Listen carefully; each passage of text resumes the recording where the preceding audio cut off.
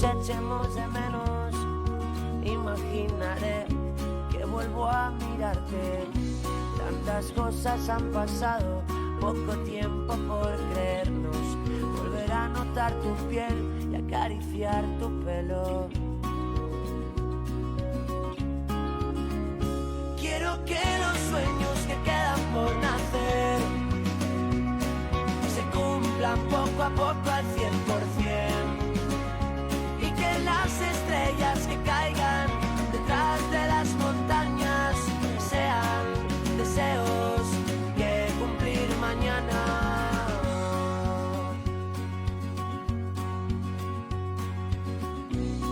En todo el universo no hay nadie despierto, solo yo y no te encuentro. No quiero perder el tiempo, tampoco ese velero que quiere romper con las olas, sentir tu mundo otra vez y que no existan horas. Como dice la canción, nada se pierde, todo se transforma. Quiero que los sueños que quedan por nacer se cumplan poco a poco al 100%. Y que las estrellas que caigan.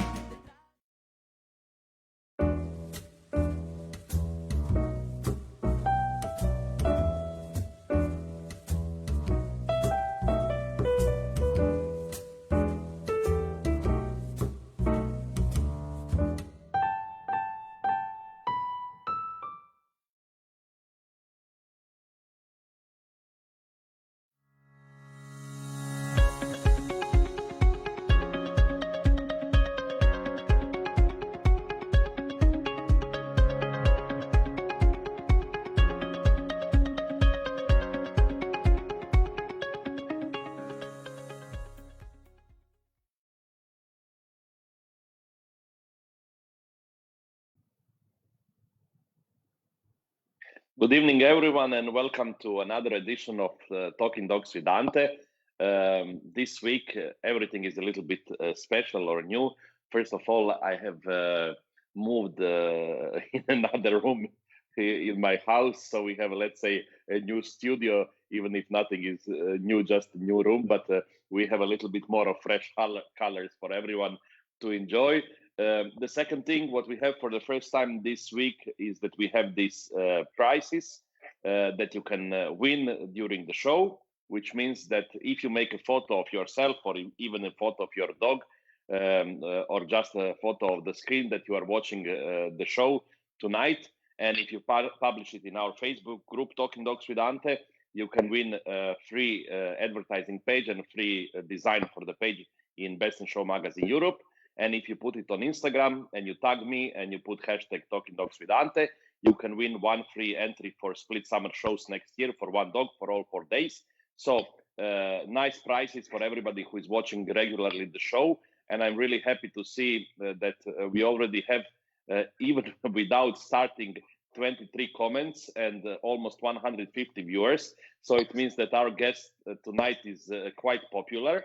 What I can say, because we already have tried our conversation tonight, that she's in a very good mood, and I'm going to be very honest for you. I'm absolutely 100% sure this is going to be a very fun evening and a great time we are going to have with my guest tonight.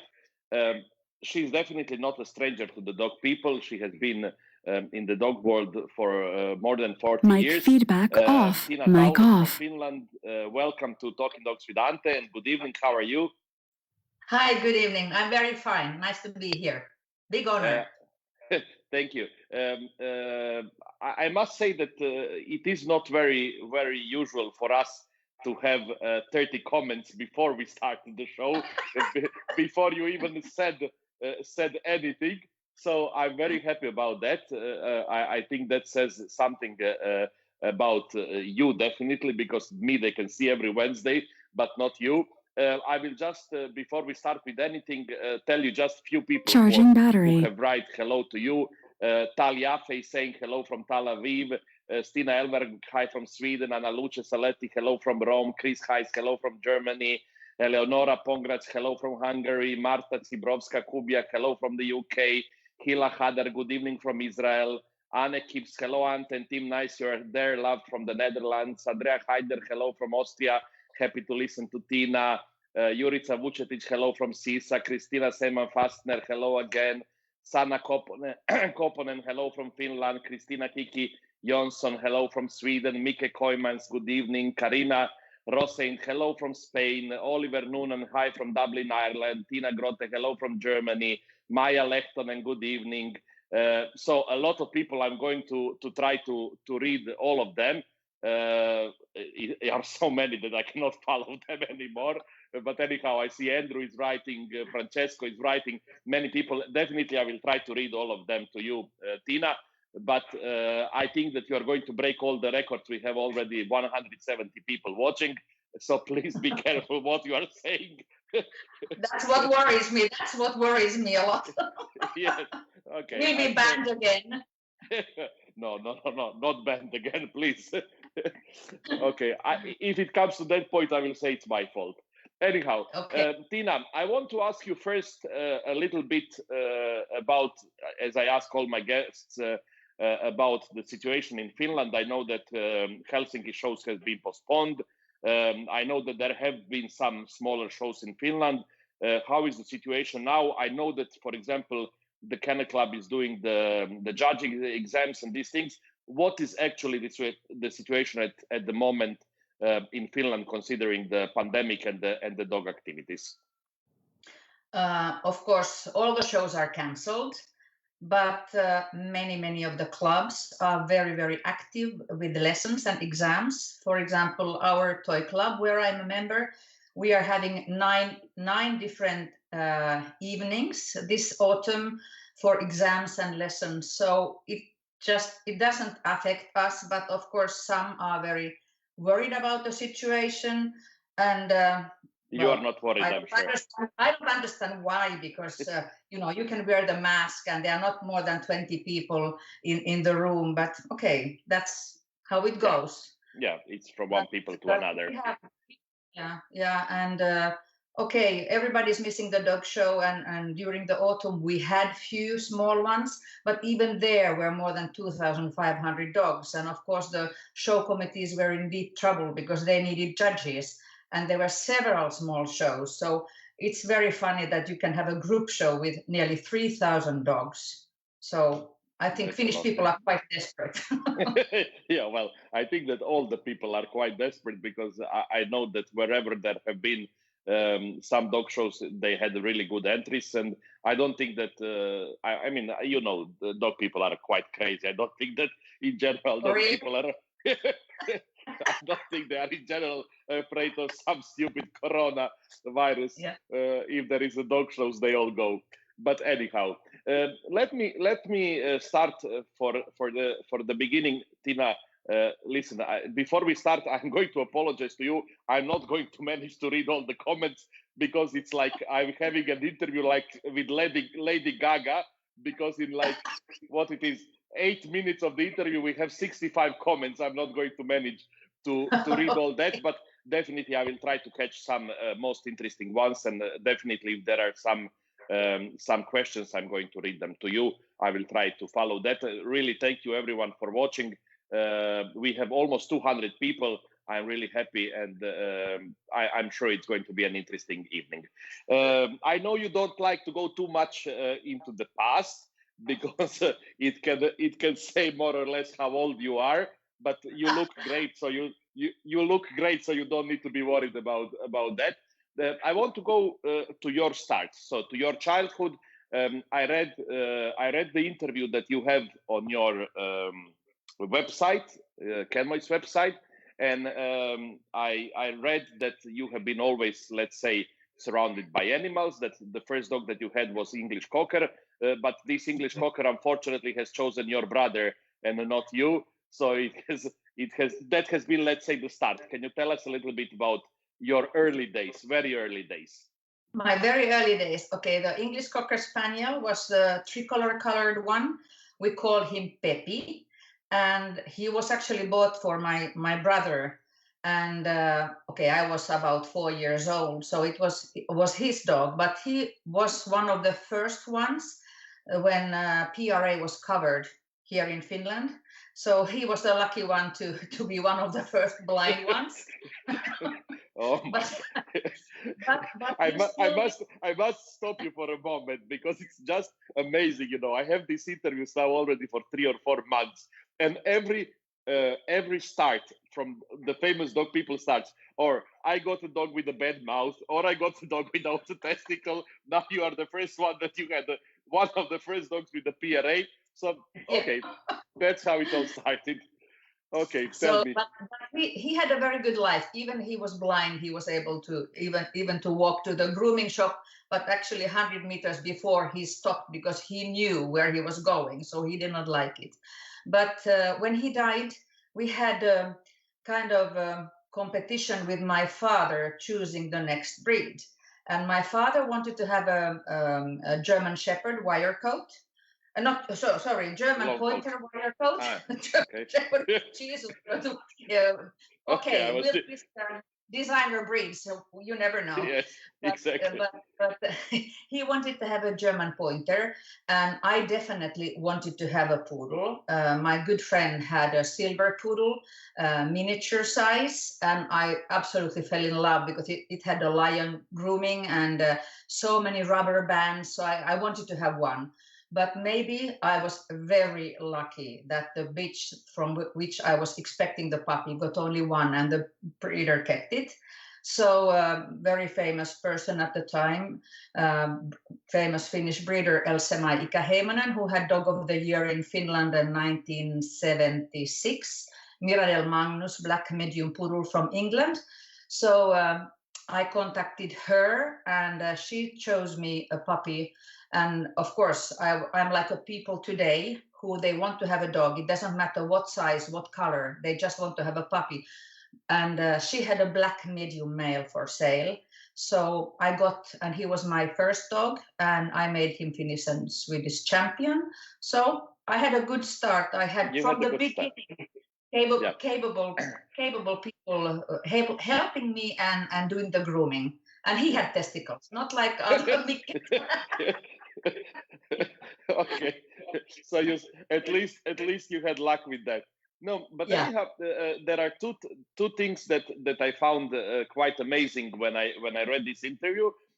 First thing was, I mean, you have been just a young girl, and when you say like, how did you decide which dog? You said that you immediately knew that you wanted to have a dog with a lot of hair and a lot of rubber bands. Yes, show dog, absolutely. And yes, I love dog shows. I have been yeah. And visiting another thing is one or like, two. yeah, amazing thing that immediately when you started with your first dog, you wanted to have a show dog. Yes, of course. Yeah, If I do something, I do it 100%. Yeah, wonderful. So that was the can I say 1977? Tiina as a young girl getting first dog, and Yeah. and Okay. then the first show came, but you were too nervous to show your dog. Yes, I was. Tiina I was too nervous. nervous. Well, I have been different person at that time than I am now. Okay. So I had been training with the dog. He would have been walking perfectly with me and would have been perfect on the table with me. But I was so afraid to get into the ring, so I asked Else-Mai to show it. And of course, my Bobo was in love with me, so he was only jumping in the ring, and I was like, oh my God, what is he doing? Okay, he got a red ribbon at the time, but I think he was placed third in the class, and who wants to be third when you can win? So that was the only time I didn't show him. Yeah, well, okay. And then after him, only 2 years later, in 1979, you got your first female. And Yes. then an amazing thing that you said that I don't know if that should be like a good thing or a bad thing, that you needed 22 shows to finish her. Yes. But I finished her by myself. Yeah, absolutely, yes. But have to say that she was from Norway. At that time, people used letters. There were no kind of internet or whatever. So I wrote a letter to a very famous Norwegian breeder, Kennel Solveig Næss, and I said that I would like to buy. I'm Tiina Taulos. I would like to buy a black female. Thank you. So so some months later, I got the letter that there is a dog coming for me, and I have been working all summer in a kiosk. So I have saved the money. I didn't tell to my parents because definitely they didn't want to have any more dogs. So I bought her in secrecy. And of course, when the flight came, it was landing like 11 o'clock in the night, and I had a very strict time to be home by 9 o'clock. So I came home like closer to 12 with a puppy in my arms. So of course my mother was furious, and they thought that something bad has happened, but I don't know if it was good or bad. But I had the puppy Ketta. I called her Ketta in my arms, and then my father only looked at me and said, "Okay, is it a boy or a girl?" And I said, "It's a girl." And then he was like, oh, because the home Bob was a male. So Yes. the first night, I was sleeping in my own bed, but my mother was sleeping in downstairs with a puppy, of course, because the male was screaming. But in few days, he started to behave well, and they became best friends. Yeah, that's great. And I want to ask you, I mean, in these early days when you started to show, because obviously you had a lot of time in these 22 shows while you were showing her. Did you try also? Obviously, I suppose at that time there was not junior handling, but child and dog. Did you ever try that? Oh, I was in junior handlers. Yes, and you were successful. Well, actually, I wasn't dressed like the girls today. I had in the final competition, I had jeans, I had a shirt and a little jacket on the top of it, and ballerina shoes. And it was in Helsinki, the finals. Of course, I was not placed. But when I got my way to the finals, I had been winning the junior handling competition under the judge Raija Järvinen. And I was then 17 years old, and that was the time when I met the Järvinen family. And I remember once I was winning the competition in Lahti, and in Lahti they had the factory of skis. So my present as a junior handler were a pair of skis. Nice. Yeah, these were the good. Than a trophy or a rosette. Absolutely, no doubts about that. I must tell you that I'm not managing definitely to read all the comments that are coming one after another. I will try to read them while we have a little break between the questions. But your good friend Tali Afe from Israel has already posted in the comment. He has put a picture and is writing Tina's invention, German Shepherd wire coat. Has managed to find a photo of a dog, obviously looking like a German Shepherd wire coat. So good Tal. There you are. I want to ask you another thing, and this is something very much you. When I have read this sentence, I was thinking, this is Tiina. This I don't think anybody else probably at that age would say. You said in this interview that in your very young age, you decided that you want to become so famous in dogs that you can win even without a dog. Yes, and that's okay. Well, if you think about me running 22 shows with my female, so it was after that I said, damn, I will be so famous that I'm not going to need a dog. But okay, I was a young girl. I was like 15, 16, 17 years old. And my competitors at the time were very, very famous breeders in Finland. We had Vintels, Milamart, and Jokers, all these three tough ladies. First of all, they were fighting with each other, and then they didn't consider and then also me with you. No one. And I decided, damn, one day I will beat them all. And I did. Okay. And have you ever achieved this goal that you can win even without a dog, or still didn't happen? Well, I have always had a dog, but must say that not my proudest moment if I had been winning with something that was not maybe the best one, but well, I don't mind. Sometimes it was okay at that time, but okay, today I try not even to go in the ring with a dog who is not excellent in my eyes. Yeah, that's quite important. I agree with you. One thing about your early age, you say that you had this big dream to become a prima ballerina, and you were quite successful and everything. But at some point, you have decided that dogs are going to be the priority, and you have changed your passion for ballet with a passion for dogs. Do you ever regret that? Well, in a way, yes, because I'm sure my life would have been totally different. I would have much more cultural life as happening. But okay, I still like to go to see ballet. But must say that I have been very, very lucky in this world. I have all my friends, godfathers and mothers, and everyone is from the dog world, and it's very global thing. I mean, I have friends around the planet, and I know that if I am somewhere and something happens, there's always someone I can contact. And all these people, of course, when they are in the different parts of the world, they are waking up in a different time. So if I'm up in the night, I have Ashley Reed saying, "Hi, Tina, how are you?" or someone else. So I really like that my friends are sometimes worrying how I am, and they are asking, "Is everything okay? Because we don't see you so active on Facebook." But but I really have enjoyed these 43 years in the dog world, and to be going back to the ballet life.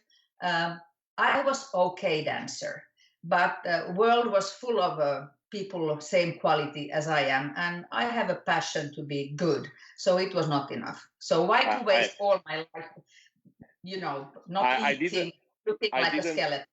I didn't really understand that you have a passion to be good. I thought that you had a passion to be the best. That sounded more like that. I try for that, but sometimes it's not possible. But of course, I work for it. Yeah, that's important. Tell me, you are going to be celebrating 40 years of Kenmois Kennel next year. How did you come up with the name?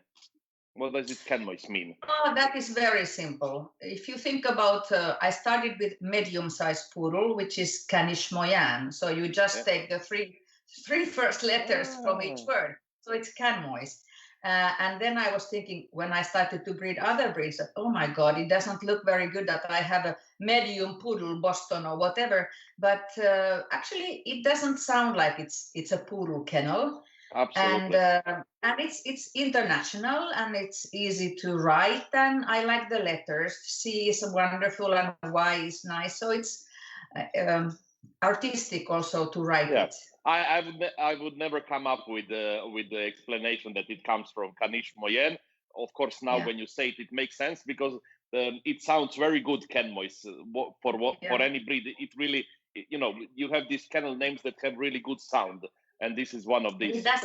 And it doesn't mean, actually, with this written like Kenmois, it doesn't mean anything. Yeah, that's true. That's true. I'm going to talk a little bit more serious with you about poodles and Bostons, because that has obviously been two breeds in which you have been the most successful. But before that, I will try to run over quickly on a few other breeds that you have been involved with. Not a lot of questions, but just curious to find out a little bit about how did you get involved with this breed. Let's start with you have been co-breeding the Wire Fox Terriers and the Westies and Jack Russells. I suppose that was at the time when you were married to Juha. The Fox Terrier and Westie were with the time of Juha. The time of Jack Russell was the time with Javier Sanchez. Okay, so you have been involved with the Terriers, but you didn't want to continue with the trimming Terriers. You went to Boston's. Do you like Terriers? Do you find them interesting? I love Terriers. I think it's a very strong group. Wherever you go, you can find beautiful Fox Terriers, beautiful Westies, Cairns, Scotties. I mean, Terrier is a terrier wherever you go. Well, same is with the poodles and Boston. Well, Bostons maybe not, but poodles and terriers, they are internationally looking very similar in each country. And but okay, this stripping is not my cup of tea. And like thinking about fox terriers, they are kind of tough. You can have two together, male and a female, but if you put five males, you will have one left at some point. Yeah. A good idea. Yeah. Okay.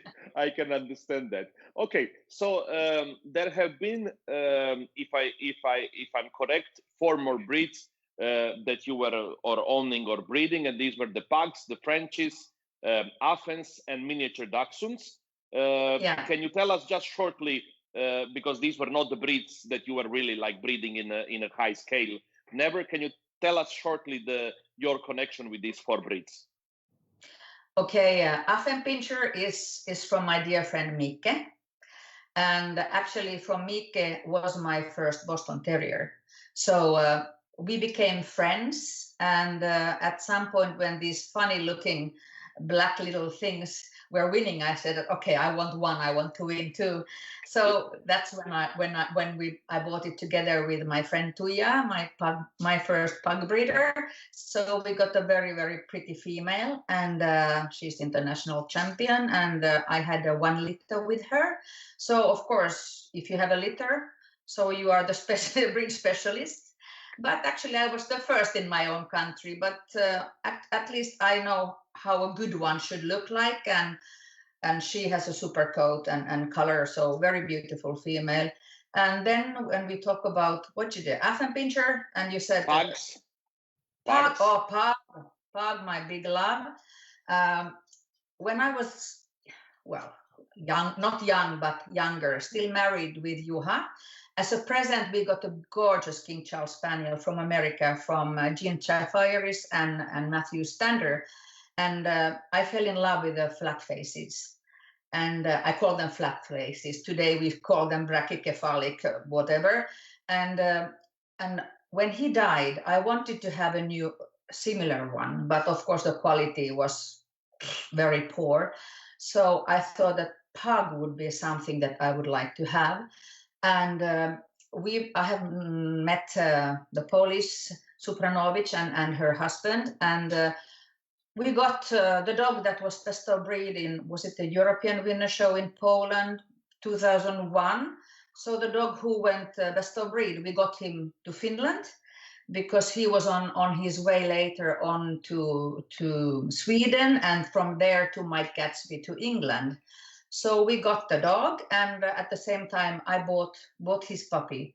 But then 2 years later we divorced with Juha, and I was with the children and poodles, and it was a bit of a chaotic time in my life. So I decided to sell the son of this big winner dog to Sweden, to Monica Stavenborg, and decided that one day when I have time and I have a possibility, I definitely want to have a pug. And then we had a Finnish Winner Show, and Group 9 was judged by late Kirsti Lumelampi, and he gave the group to a pug male from Norway. And I was sitting there in the audience watching it with my friends Mari and Tuija, and I said to Tuija that, okay, one day, if I get a child from that dog, I want it. And then she said, oh, I'm having a litter going to born in 2-3 weeks. So from there, I got my Gilda, who was a good winner, big winner. Yeah. So that was still, the pugs. Do you still have pugs at home or not? Oh, yes. I have Gilda's granddaughter, because Gilda was catwalk, her daughter cat fight. Then I have a steel cat, and now in the box is sitting copycat. Lovely. I have a litter of 6 puppies, and they are 2.5 weeks old. And okay, my plan was not to keep anything, but when I'm watching this big-headed girl with long neck, short back, fox terrier tail set, I said to Mari that, oh shit, we have to keep this one. And she said, oh no, because she hates pugs. But what can she do? She can show her. Exactly. exactly what poor Mike can do except to accept your idea. Okay, tell Yeah, me about Frenchies. Frenchies, I suppose Frenchies. that was the time of Javier. Yeah, that was the time of Javier. So actually, I like I said, I love all these flat faces. They are so sympathetic and they are loving. They are family dogs and easy to have. So at some point, Javier moved to Finland. Okay, he's supposed to have 8 dogs, but I think he came with 23, so it was a big surprise. Big surprise. But he had good dogs, really, really good dogs. And we had especially 2 special ones. One was winning the European Winner Show in Spain, um, Greco von Glandorf from Hungary, from Nora Pongratz. And then we had a younger female who won Best of Breed in Helsinki 2006 European Winner Show, Unique von Glandorf. So I had these beautiful dogs in front of my eyes for 5.5 years. And we had also a beautiful pie dog who was the only Frenchie winning Best in Show at that time. And then we got a very, very beautiful female from Revats, which actually I showed as Best Junior in Stockholm 2008 out of 44 junior bitches. So it was a good win. Yeah, and So, Frenchies you don't have anymore. oh yes, I do have, of course. I have my Lissu. She will be 9 years old. Lissu is bred by Mari, believe it or not. She has been breeding. Beautiful. She's totally Revats lines and tough lady, little girl, and kind of my guardian dog. So if you show that you are afraid, probably she would bite you. So you have to be strong when you walk in. And now I have a new puppy, a lovely girl. I call her Rusu, which means rose, and she is from Nora Pongratz from Hungary. I wanted to, I was judging her dog somewhere, and she came in with, one dog beautifuler than another one. I said to her that, okay, if you ever get something like this, I would be interested in. And then I saw that Revas had got a dog from her. So I sent her a private message. Okay, I really like what Revas has. So, months were passing and suddenly she was sending me several pictures. Said, okay, Tiina, I have you one. And I was like, oh, it was this bloody COVID time and I had to buy something back from the States that I had been selling there. And I was thinking, okay, where to get the money? And then she said that it was her pleasure and privilege to give it to me. So I hope that one day I can give her a litter or whatever she wants. Yeah. But I have Rusu, and Rusu is, she's born in April. So tough girl. When she runs to me, I nearly fell because she has a lot of speed. Okay. Okay. So that definitely the pugs and the Frenchies and the Bostons are growing in Kenway's home. Yes. So we will talk a little bit later about it, but I can understand then your how to say it, fight or or how you are upset with all these things that are happening with Brachy breeds. But let's talk about that later on. And then the last one I want to know are the miniature Dachshunds. Should I start with? Do you still have miniature Dachshunds at home? No. Okay. No, I don't. She's a wire-coated mini Dachshund. No, sorry, that was the rabbit one. I had also a rabbit one, but later she was placed with an older man. And but then I had this mini female. She had 1 litter, and it was a present from my friend from Portugal, from Pedro de Leroux. And actually, I was very lucky with the litter. They were all very, very similar, beautiful dogs, but I just didn't feel it was my breed. They are more hunting dogs, and we had an accident at home, and the Dachshunds were participating in a murder, so I got fed up with the breed. Yeah. Okay. So let me now we have like quickly gone over these breeds that you had before. or you still have, but that has not been, let's say, the biggest part of your life. I think we can say definitely the biggest part of your life were the poodles.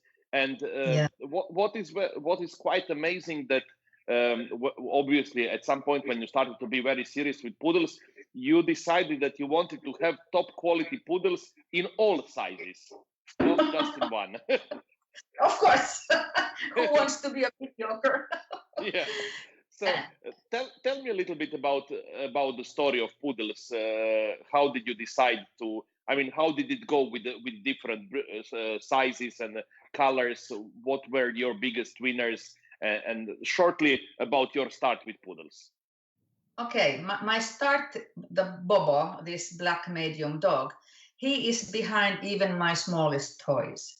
So when I kept breeding, sometimes the dogs, they didn't grow enough. So we were able to measure them as a dwarf poodles. And then I started to breed them to dwarf poodles.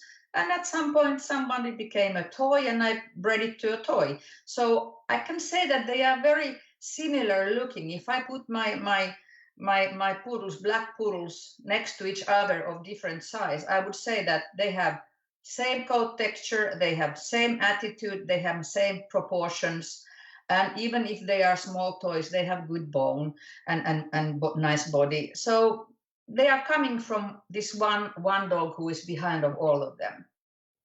Okay, but I don't know if that is in a way fair to say, because you had a huge success with the mediums and with the dwarfs and with the toys. But somehow when people picture Tiina Taulos and these big things and all this, they always let's say picture you with the white standard. And Yeah. Gordon was the first one that you got, I suppose. No, Or it no? wasn't. Okay. I had we bought a black standard from Sweden from my dear friend Elisabeth Drake, Herbovis, and it was a black male, only one in the litter. That was his name, Herbovis, the one and only. He was a very nicely constructed dog, but very small. He was only 56 centimeters, and of course, when you have a standard poodle, you want to have with all the work, you want it to be a kind of a big winner. But I was more in the medium ones, and we had a Finnish winner show, and Juha was helping one breeder to show the standard poodle of the lady, and then the judge who was judging them was Carlos Renau. This was 1990, December 1990, and then Carlos had been asking Juha that, are you a professional handler? And Juha answered, no, we don't have professional handlers in Finland. So of course then he gave him a magazine saying that, okay, this is my dog. Do you think you would be interested in him? And in the picture was Gordon in a puppy trim. So I was standing by the ringside, and then Juha came to me and said, you know, this man, he asked me if I would like to have this dog. And said, let me see the picture. I said, of course, go back, we want this dog. And of course, Carlos didn't know us. We didn't know him, but the dog looked really, really beautiful. And for the following weekend, we traveled to Stockholm with Juha and already started telephones ringing because, of course, Carlos had been contacting Hasse Hanslehtinen, Rainer Vuorinen, and Kari Järvinen asking who is this couple that do I dare to send our dog to them? And they all said that yes, of course. So I think it was 27th of December, was 1 meter of snow, Finnair flight was landing, and we are at the cargo center opening the box. You had to Gordon out from the box and was running with him, and I said, oh, fuck, that will be dog of the year. And he became dog of the year. Yeah. Yeah. And I mean, he was obviously a huge winner. And at some point, I know you said he was at the time of this interview that you gave was still the top winning dog of all times in Finland. Is he still that or not anymore? Okay, we have so many more shows now because at that time we had. You cannot compare it that in that way, but the way he was winning, it was something that had never been happening. And of course, when we had the first show with him was Turku. And Carlos was there with Juan Cabrera, because Carlos was judging and we were showing him for the first time. The judge was Marita Gibbs from England, and he won the breed, and then later he won the group, and it was a nice prize again. It was a color TV. All group winners got color TVs. Nice. Because near Turku was a company who was making these color TVs. But at the same time, when they were coming to Finland for this show, they had a present for us. It was a white female who was about 7 months old, totally maniac, but beautiful, beautiful. And they have heard that we are going to get married, and I was pregnant, so it was our wedding present. And she was called Piranha because she was doing this with her teeth all the time. Later, I mean, her name was Del Zarzo's Blonde Ambition, and gorgeous female. And I did nice wins with her, even was placed, I think it was 94, it was Bern. I was third in the world show in the group under Paolo Dondina. Yeah, and I know that many times people would ask you to compare your standards, and somehow you always go in the direction of Piranha. You always you had obviously a very high opinion about her. Yeah, I mean, her head, her eyes, you don't see this kind of eyes so many. They're dark and a little bit kind of oriental. Okay, nice small almond eyes, wonderful underjaw. That's what is missing today's standard poodles and most of the poodles. Lovely pigmented, and actually her attitude, the way she was moving, I could say that she was the best dancer in the ring, because as a poodle people, we want poodles, when they move, they have to be like dancing, light and springy movement. We don't want this German Shepherd long reach and drive. It's light, and she was just so elegant. Yeah, and I know that unfortunately the story with her didn't end up very well at the moment when she was sent to the USA.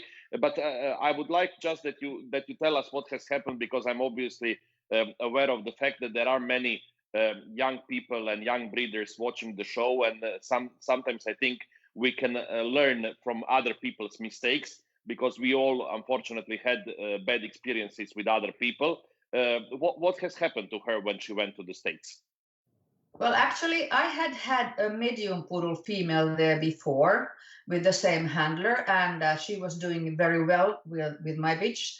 She had a good sponsor, and I think she was something like number 5 in medium poodles at that time in the States. And when she came back home, I had already been winning with Piranha at the World Show. So she asked, well, what about if I can have the standard poodle there? And then I thought, okay, why not? Because children were very small, and we had house full of fox terriers and smaller varieties of poodles. So I thought that, okay, why not? So I trusted her and sent her. But what happened at the end, that she had been selling her to someone and probably falsifying my signature, because I still have her original pedigree at home. And when we were wondering when are we going to have her back, she didn't answer. And we contacted the buyer, and he was kind of shocked, that because he thought he had been buying it for himself. And that's what happened. And okay, today I can talk about it without crying, but already 2 years ago, I still started to cry about it. But I believe in karma, so I think she has got back what she did to me. But before she went to America, she had a litter, and this was only two. There were only 2 puppies in the litter. It was a male and a female. And actually, the male we called Franco, Canmois Rubiazzo. Rubiazzo, and he became Dog of the Year in Finland. That was, I think, 96. And later on, he went to America as well and stayed there. But that was a totally different story with totally different kind of people. Yeah, So yeah. This is what it is in life.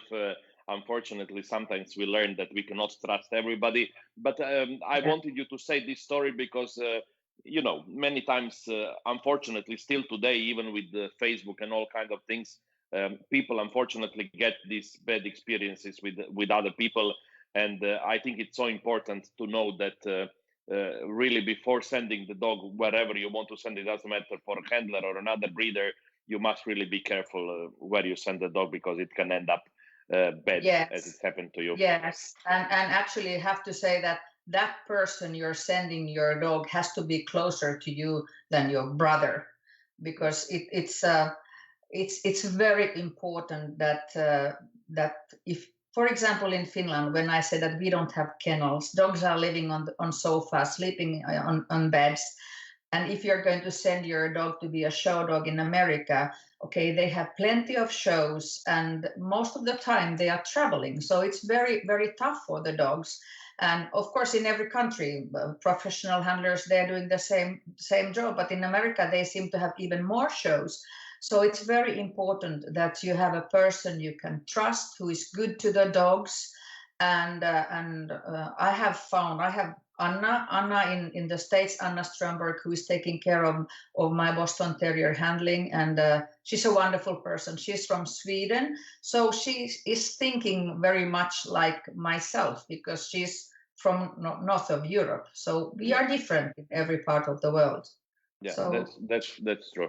You mentioned Franco. I remember I have even posted it at some point on Facebook a few years ago.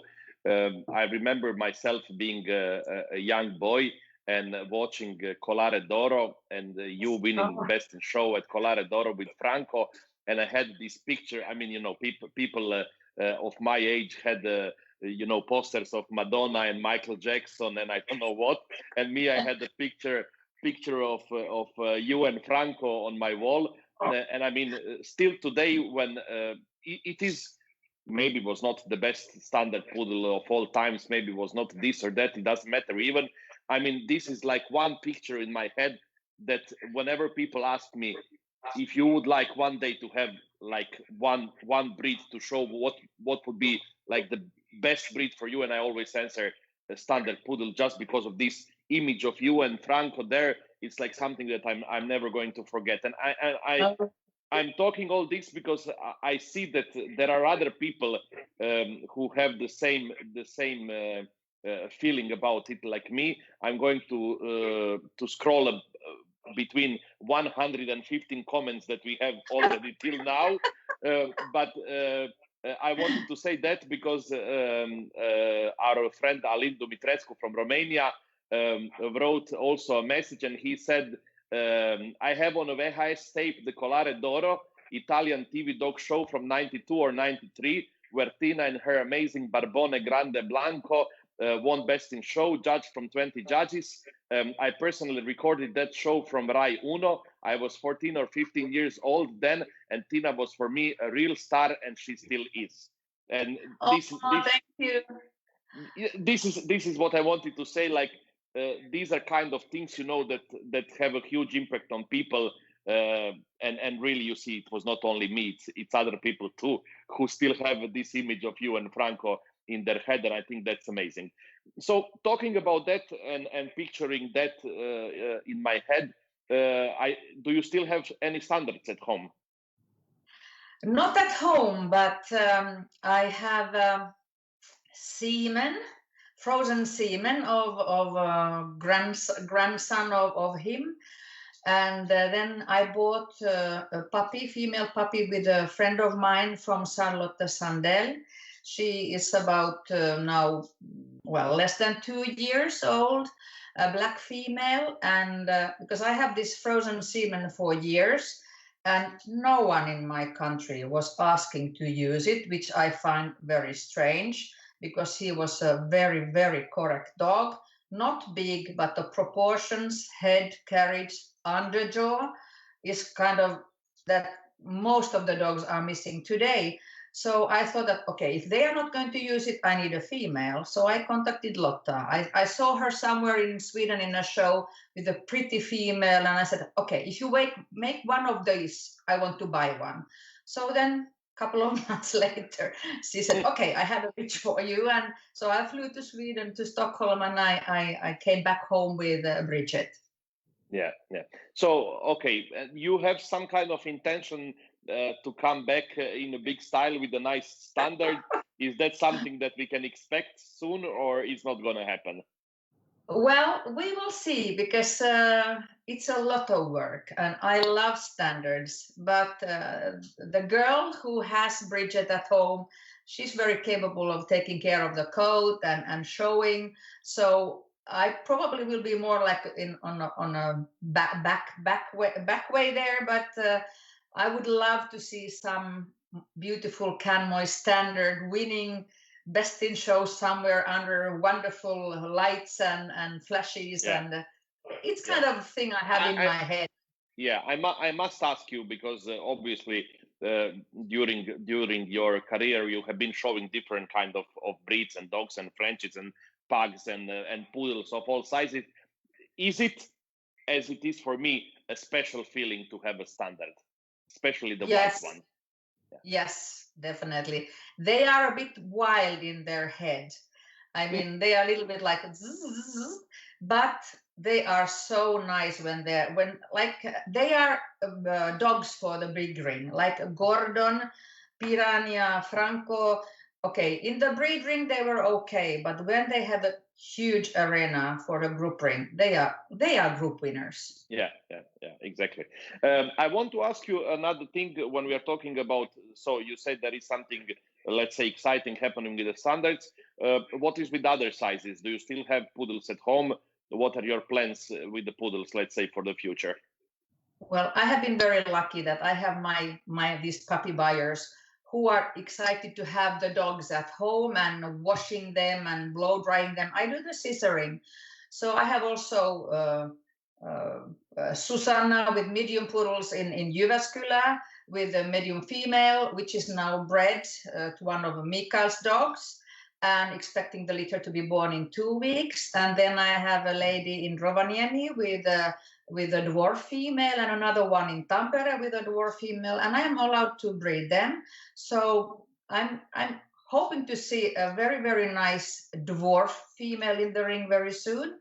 And I have plans for other medium litters as well. So, once when you are with poodles, you kind of cannot let them all go, especially when I've been working so many years with them. It would be like Francesco, my brother from Italy, said that you cannot stop with poodles. You are known with your poodles. And I said to him already years ago that I don't want to have no more poodles. I'm fed up of them barking and I'm fed up of the coats. And then, of course, where am I? I'm back in the, Yeah. like to have a standard litter. And so I haven't stopped that. Yeah, I just don't have them at home. Yeah, that's good news, let's say. Anyhow, I have few more questions about poodles, but unfortunately, that's not nice to say.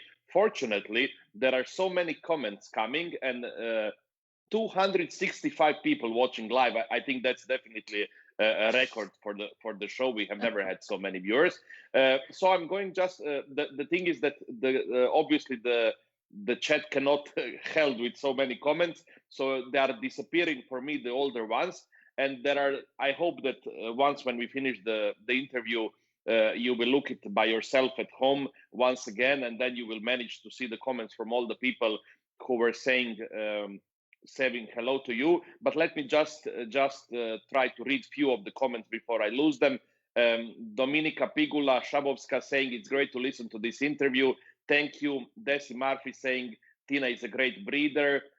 Francesco Cocchetti saying like her way to talk, honest and straight. Such sometimes is not appreciated, but I love it in this way. Satuila Mononen saying go Tiina go. Jose Doval saying that sentence, if you sometimes have something similar to this, I'd be interested. And then they have it. It's delicious to hear Tiina anytime, anywhere. Cesar Yul saying enjoying the conversation so much. Desi Murphy saying he never knew you had the Dachshunds. Taliafe saying it's not Kenmoy's home, but it's Kenmoy's residence. Let me see what more we can find. Yannicka Kekki saying, wow, lovely to hear these stories. I really wish I could someday attend such an adventure. Jose Doval saying, Carlos, Juan, and Tiina, that has for sure not been a boring meeting. And Ingram is saying, we'll never forget seeing Tiina and Juha with a team of white standards in the breeders group at Turku, led by Rubiazzo. It was magnificent. Gabriel Valdez saying, Tiina Taulos, the poodle queen, my amada Titi. Amazing interview, Ante Lucin. Bruno Paola Viviana Nodali saying, still remember the moment when we were in Tiina's and Juha's kitchen the day Piranha left for the States. She was such a special one, a real poodle. Des Murphy saying, I gave best in show to Franco. Marcus Gislen saying, she's a queen of poodles. Bruno Nodali saying, and Tiina even had the fever at Colare d'Oro. They were amazing together. Hi. Yes, Sana Vartiainen saying, I know exactly what you mean, Ante. Franco's picture was also on my wall. Nancy Downing saying, I'm really enjoying this interview. Ines Ryder saying, wonderful interview. Alin Dumitrescu is obviously amazed, the same like me. Tiina is a real living legend of the dog world. You have 277 viewers. Cheryl Grange, some great stories and wonderful information. It's lovely to get to know you better like this. Also, let me see. Also a lot of fun. Thank you. Miriam Soto Voce Ribao is saying, is there any possibility to have you back in toy poodles? No. No. Okay. that was easy. That was easy. Niklas Kalske saying, living legend, a pleasure to hear. Tina Grote saying, great interview. I'm so in love with your Bostons. Svein Erik Bjorn saying, hello from Denmark. And Kita and Donna and Tux. Nina Viscari saying, this brings back memories. Had a miniature boy from Evivas in the 80s. Let me see. Heli Kek is saying, I would love to hear Tiina's opinion about the situation of flat faces in Finland, but let's keep with that for the end of the interview, because I have obviously questions about that. Oh, you have a private barman also there. Lucky you. Different color now. Yes, I see that you are changing a little bit, not to be boring. Johanna Markova saying, great to have another wonderful Finn there, enjoying these interviews every time. Great work with all breeds, Tiina. Jana Karen Manurminen saying, me and Maki the monkey are watching the show in here. He's Affen Pincher. Tiina has also bred. So anyhow, Tiina, 270 people in 1 hour, over 150 comments.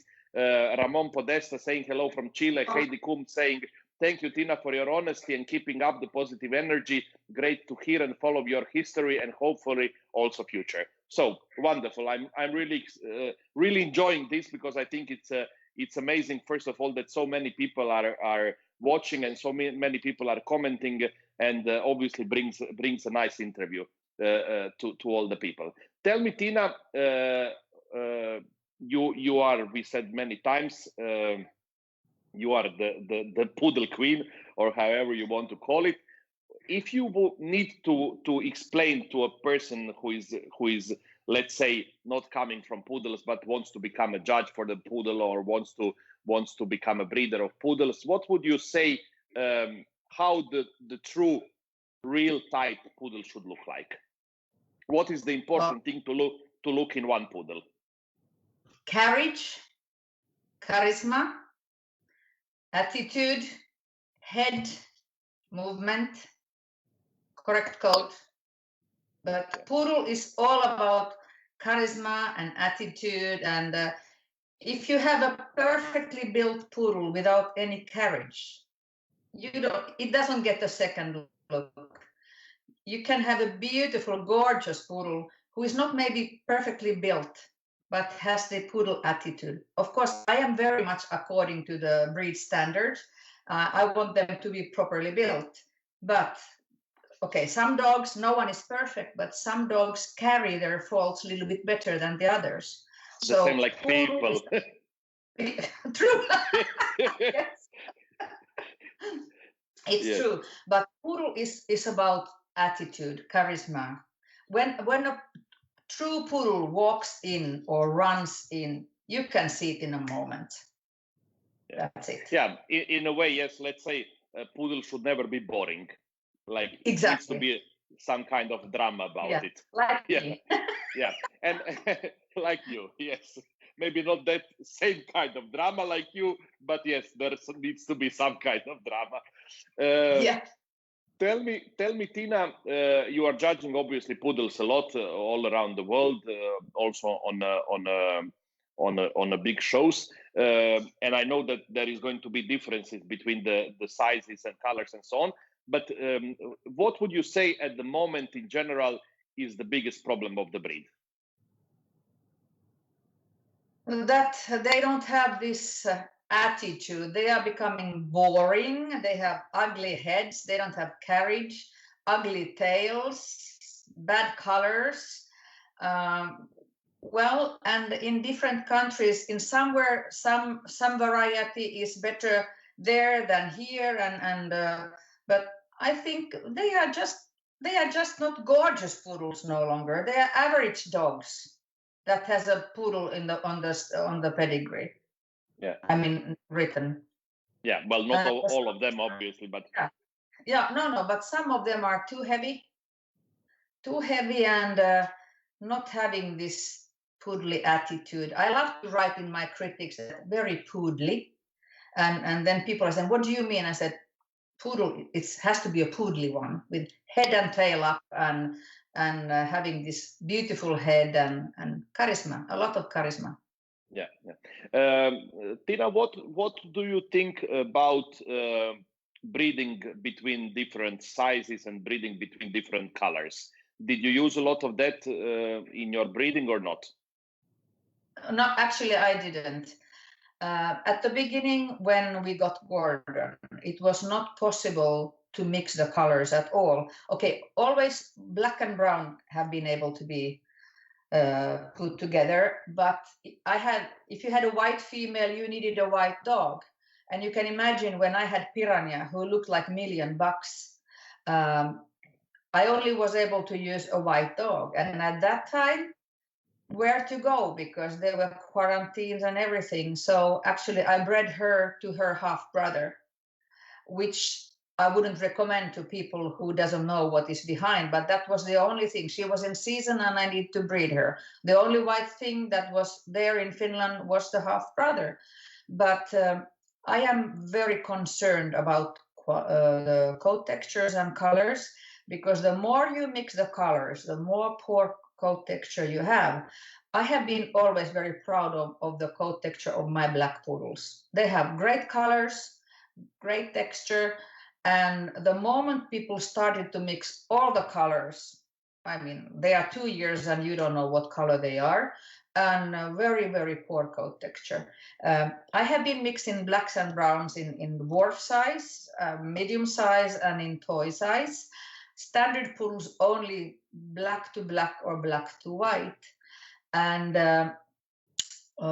what about the sizes? I think because my start was from the medium poodle, he was a 42 centimeter male, and he is behind my toys who have been like 25 centimeter.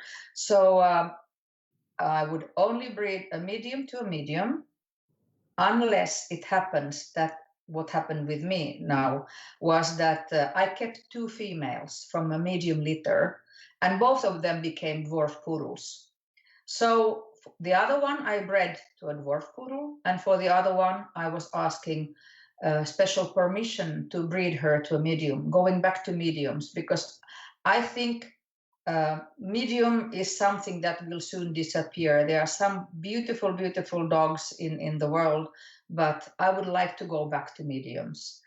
And toys, of course, when I got my toys, they were, from dwarf parents coming a toy poodle. I had to sometimes breed it to a dwarf, but I would rather breed a toy to a toy. And I got my problem from that, okay, they were correct size, but when bitches were having their puppies, I don't know if it was because of it, but they didn't have milk. And when you have a puppy who's 80 grams and the mother doesn't have a milk, it's a disaster. And for example, when you are younger, you can do it. But now, with this age, I have been up at least 1 week with my pug puppy because she was very small, but I don't want to do it. And that's why I said that I will no more breed toy poodles. It's too complicated. Yeah. And talking about the colors, what is your? I mean, I know what it is, but I'm not sure that other people know. What is your opinion about these new colors? These Harlequin poodles and black and tan poodles and party color poodles. Don't call them poodles. Don't call them Sorry. poodles. So, what about dogs looking like poodles in these other colors? What is your opinion about that? I don't think they even look like poodles. They are called poodles by some people, but actually it was from FCI, the letter that said that they should not be called by poodles. Oh, okay, I have a question for these people who want to breed them. Why do you want them? What can they give to our proper poodles? They have, most of them are poorly constructed. They have shy temperaments. They have bad coat texture. So why would I like to breed my poodle to that kind of thing? No. Yeah. No. And Okay. the standard says solid color. Solid color. Yeah. Okay. So if somebody would ask you if they should ever become a part of the poodles, definitely your answer would be no. Yes. Okay. I have few more questions about poodles. What about health issues? I know you were mentioning PRA, and I mean nowadays we have kind of lot of these genetic tests, and obviously people all the time talk about flat faces and problems and this and that. But how healthy are the poodles? Well, I would say that they are very, very healthy. I mean, for years, already when I became a poodle owner, we started to check the eyes and the knees. It has never been compulsory. And I think that's one thing, when it's not compulsory, people do it more often. And of course, people are proud to say that, okay, my dog has been checked. And of course, only to use the healthy ones for breeding. But at some point, I'm really fed up of all these tests. You can test whatever, even the color of the nails or whatever. I mean, is that the point? Because the more and more you check, the more you find. And then you are throwing good material away because you want to have all the tests done and super results. But does it at the end look like a poodle, what you are getting? I mean, no one is perfect, and there is no one single breed on the planet that is 100% healthy. So, I mean, people should use more of their brain. You do the normal health checking. If they are already home looking like half dead and they have difficulties in moving or they have a poor temperament, don't use them. Not every dog should be bred. Use typical typey dogs for breeding.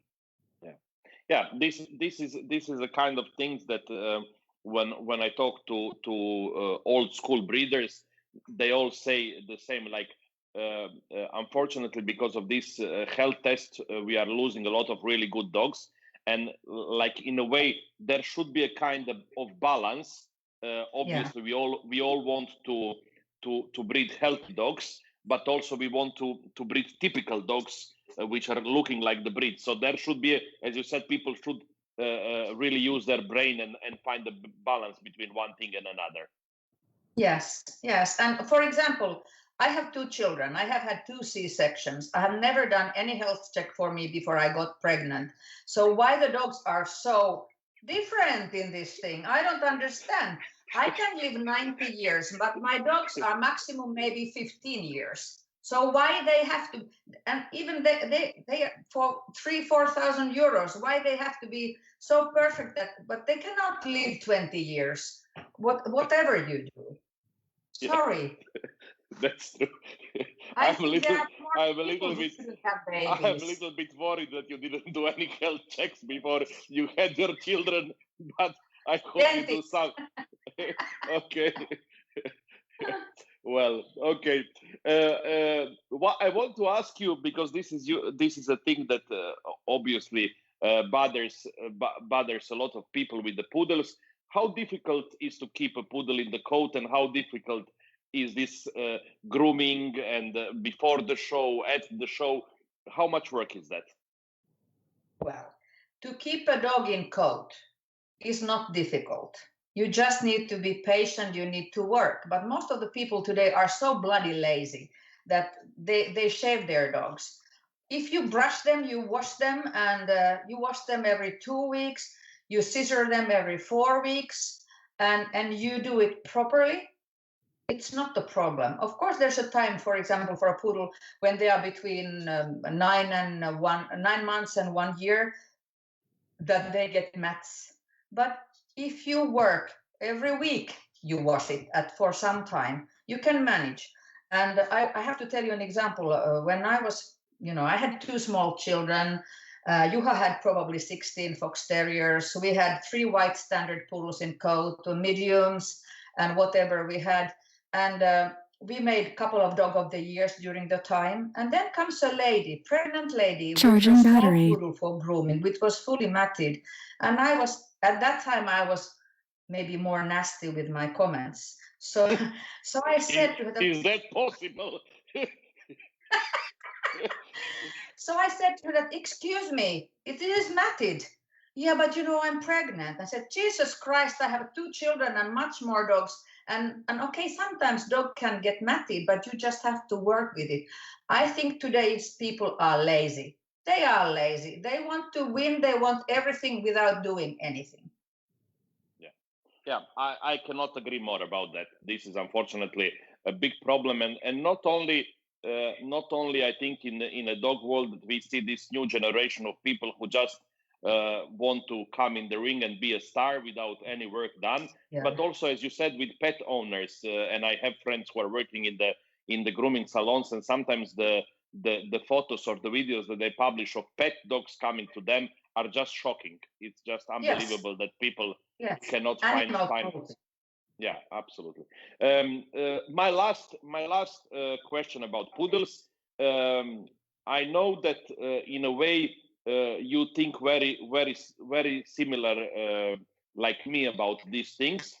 How much did first this docking tail ban change the breed? Or I'm not going to use the F word. And then we got into these problems with the tail docking. That obviously I think that tails are quite a big problem in poodles today. And then it came this another stupidity, in my opinion. Maybe you don't agree, about the ban of hairspray. And they want to have these poodles looking pretty without hairspray, which is almost impossible as long as we want them look like they are. What is your opinion about these two things? Okay, the first was about what? What did you say? Tail docking. About tails. Okay, first when it came, it was like, oh my God, because I mean in Finland it was on TV.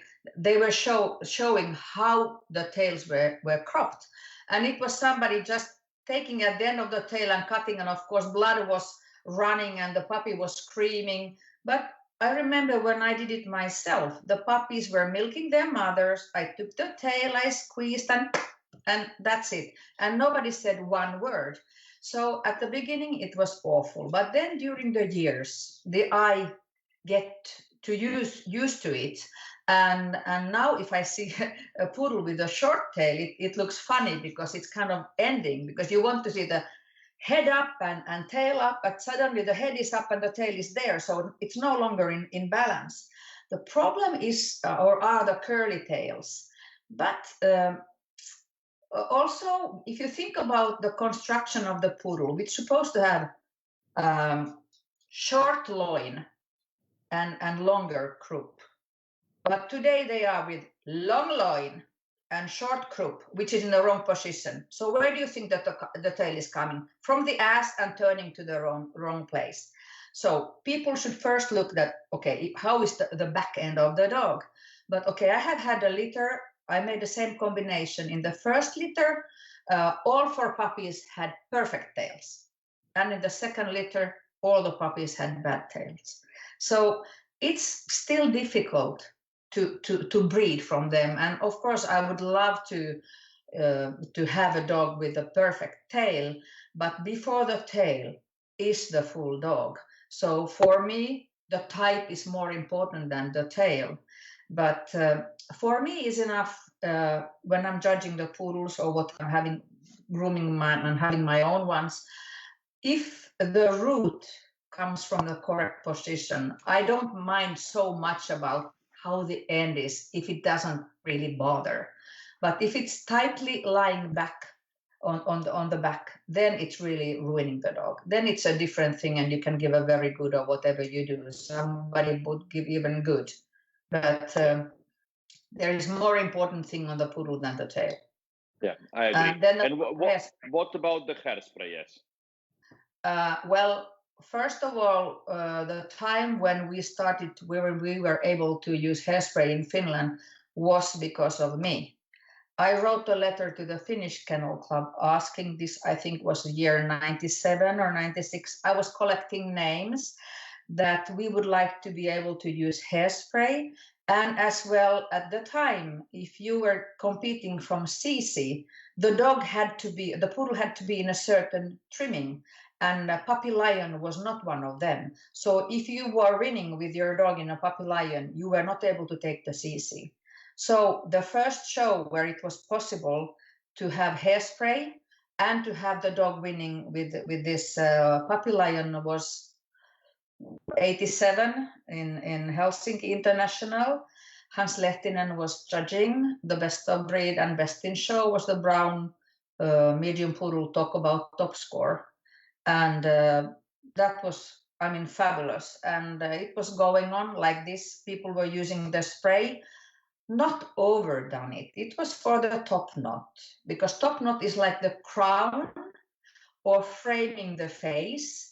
But okay, today I get really mad when I'm judging poodles when they have these shitty coats and you can see their skin, and they try to put the hairspray even on the top of their back. Do they really think that I am so stupid that I don't realize it's hairspray? So let's keep the spray on the top of the head and not on the butt. But I think we should be able to use it. It's like you said, it's very difficult if you have a strong, heavy coat to keep it up without hairspray or tons of rubber bands. Yeah. I would like if we would come, because I mean, in general, all these kind of grooming rules, if we talk about over grooming, I think nobody of us, do you need another drink from Jussi that we sent him a message? This is water. This is okay. But nobody of us in a way is in favor of over grooming, but it's a dog show and it's a beauty show, and I mean we should be allowed in a way to make the dogs pretty.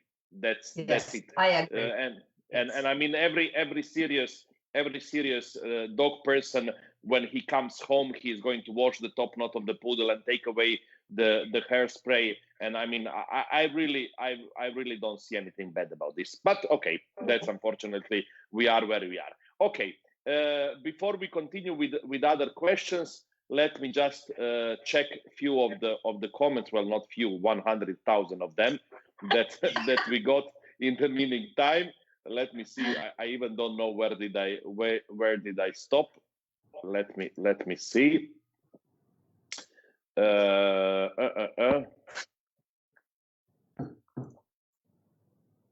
Okay, let's start with here. Petru Muntean is saying, in my opinion, dear Tiina, with a camel in kitchen and an alligator in the bathroom, you can open a private zoo. Ferili Coton de Tuleari saying Tina's energy is amazing. I enjoyed working in a ring with her in Celje, Slovenia. Great judge, wonderful person. Karen Lynn saying once a poodle, always a poodle. Petru Muntan saying you are like Midas. Every breed you touched, you transformed all in quality. Andrew Bray saying my poodle mentor, Philippe Howard Price, drummed into me. If a poodle doesn't go around the ring like a prima ballerina, you don't need to look at it twice. It's all about carriage. Yes. Kristina Subasic is saying, thanks a lot, Tina, for letting us have amazing Milica. Hope soon one more pretty canvas girl will join our family. Bruno Nodali saying, totally agree about colors. Great, Tina. Francesca Coquetti saying, medium is the real poodle.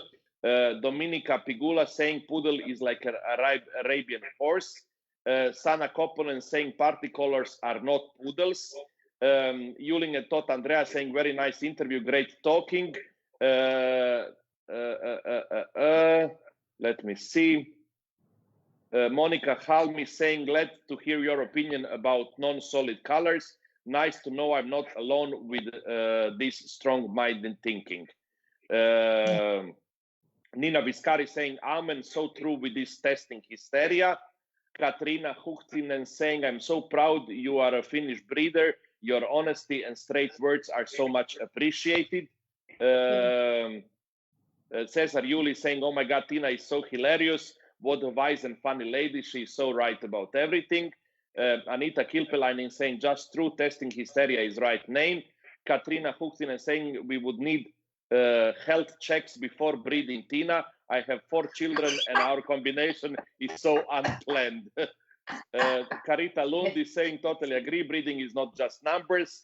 Hedi Kum saying, well said about people being lazy and wanting to achieve the success without any effort. Sana Vartinainen saying, agree, laziness is everywhere. Alex Rojas is asking you, what do you think about people showing a poodle with dreadlocks, like pulley hair? What? Poodles. Corded? Yes, No? yes.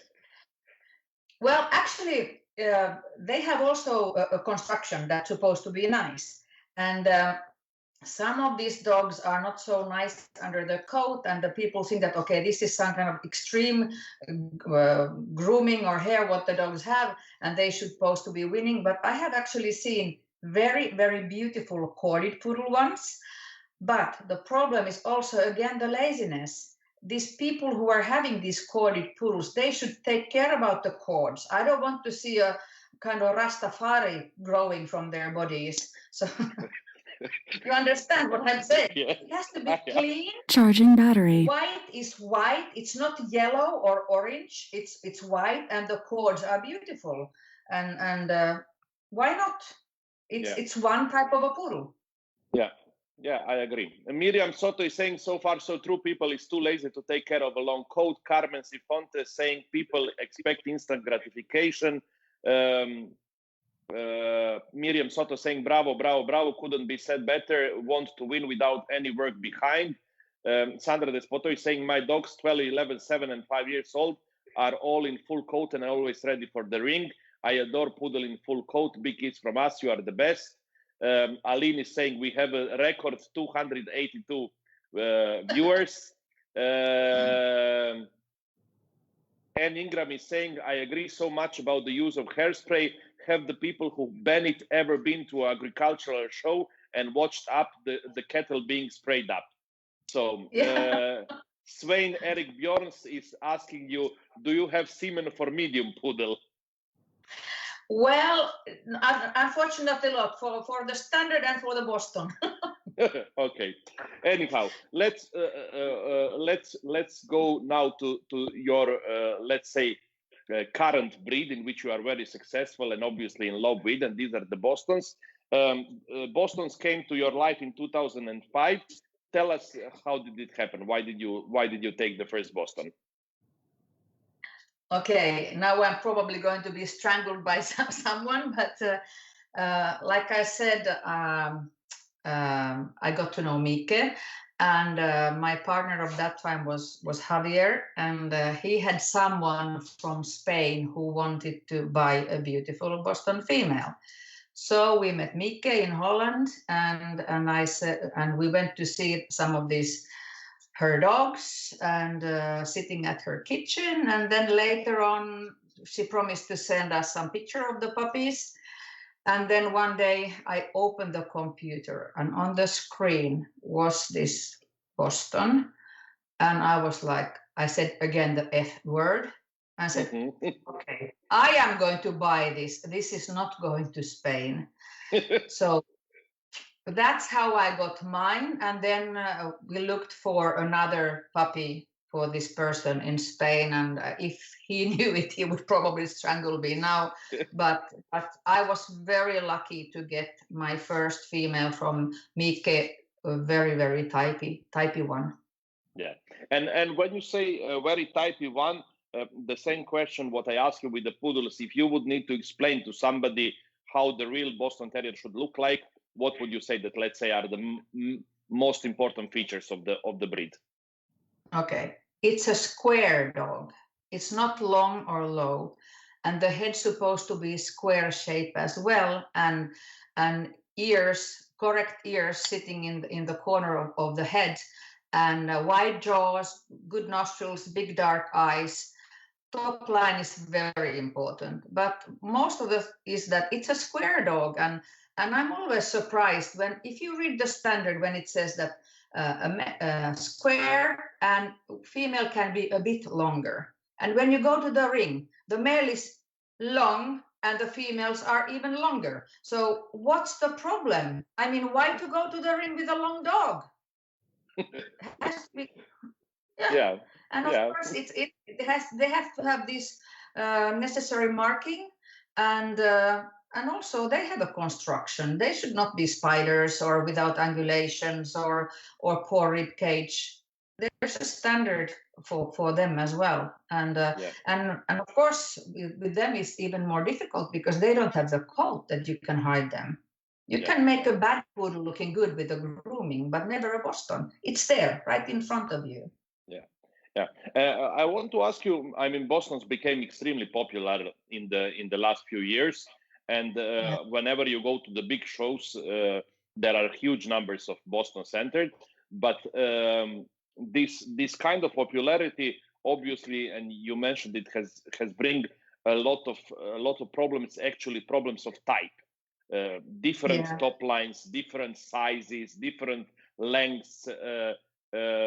Why do you think they are so mixed in type at the moment? Well, first of all, people have no knowledge. They don't even bother to read the standard. And then they know that they are popular, so they make puppies with everything. Some dogs should never be bred from. And they just make puppies. And because it says it's a Boston, they sell them as Bostons. I have seen now a couple of dogs that were even bought from the States, from the breed's home country. And they have a top line of a French bulldog and they have a long muzzle. So some people over there is making kind of funny things with funny colors, and they look horrible, but they are sold as Bostons, and because the breed is popular, people pay whatever to get the Boston. But they are nice. They are sporty dogs. They are sporty. They love families. The big problem with them that they love to kiss you all the time. You can find their tongue in your nose and in your eyes and in your ears and in your brain. But they are lovable dogs. But don't forget that they are terriers. You can have a big problem if you have too many of them at the wrong time. Yeah, I can agree with it. Tell me, Tiina, is it easier to breed a good poodle or a good Boston? Well, I have always, like I say, for me it's very important is a strong mother line. I mean, I think in poodles and also in Bostons, I have a feeling that even if I use a male who is not so gorgeous, I know that from years they have the females, they are looking the same, they have the same type. It's an easier way to get better dogs and keeping the type And but for me, female is more important for breeding than the male. Of course, I would not use a poor dog to my female, but sometimes, for example, now if I would like to go somewhere, it's impossible due to COVID. Yeah. But and now I'm in a way happy because I have had now several generations that I can start to breed my females to my own dogs. It Yeah. has not been possible for the past years, but now I've been doing some combination to put my own breedings together. But also same with the poodles. I am kind of can tell you that whatever I was breeding my dwarf poodles, I had my foundation bitch for the dwarfs. She's from medium parents. Actually, was a female that went to an Ingram, and she became too small, and they asked if I would like to have her back. And she was a top producer. Horrible to say that she had probably 7 litters, but I kept one puppy of each of her litter, and she was producing one more beautiful after another one. So it's very important that your broad bitch is a beautiful specimen of the breed, healthy with good temperament. Yeah, yeah. And what about the health issues in Boston's? Well, we are in Finland. They are considered like well, the word is PEVISA, meaning it's a fight against inheritary disease. Though before you can breed your Boston, you have to check the eyes, and the document is valid for 12 months. And of course, you have to have knees checked. And if you check them when they are 1 year, you still have to check the knees when they are 3 years of age. So those are compulsory. I always do the heart checking as well. And well, people are start to X-ray them from the back and from here and from there. Maybe the problem of the Boston is more the back. So, and then we come to the question about square dog with correct straight top line. And if you have the top line of a French bulldog, you have a top line of whatever, like in a hanging mat. So you can expect problems. And if you breed dogs, you should always read the standard, how they're supposed to be. And if they say something about the top line, like for a Frenchie, it doesn't say exaggerated. They say like a slightly rising behind the shoulders and then coming down to the tail set. We would be having much less problems if we take the dogs healthy, like the flat face is in every standard says wide jaws, good turn up of the underjaw, big nostrils, typical kind of top line and tail set. So if we would do that, we would have much less problems. But everything has to be bred today. All the shit has to be bred. And then we have the problems. So who to blame? Talking about problems, and you have mentioned some of them when you judge Bostons around the world, except of you said different kind of top lines, and then some dogs being far too long. What else would you consider to be a big problem in the breed today? Okay, the heads are looking funny. They are not square heads. They don't have wide jaws. They have small eyes showing white, and they have horrible ear set. I mean, they are just ugly. Not all of them, but many. Yeah, that happens, unfortunately. I want to ask you in general, not only about the Bostons or Poodles, but in general with all the breeds which you were having at home. What is your breeding strategy when you are deciding which female to mate with which male? Do you look first the pedigrees, or you are trying to find a dog which doesn't have the same faults?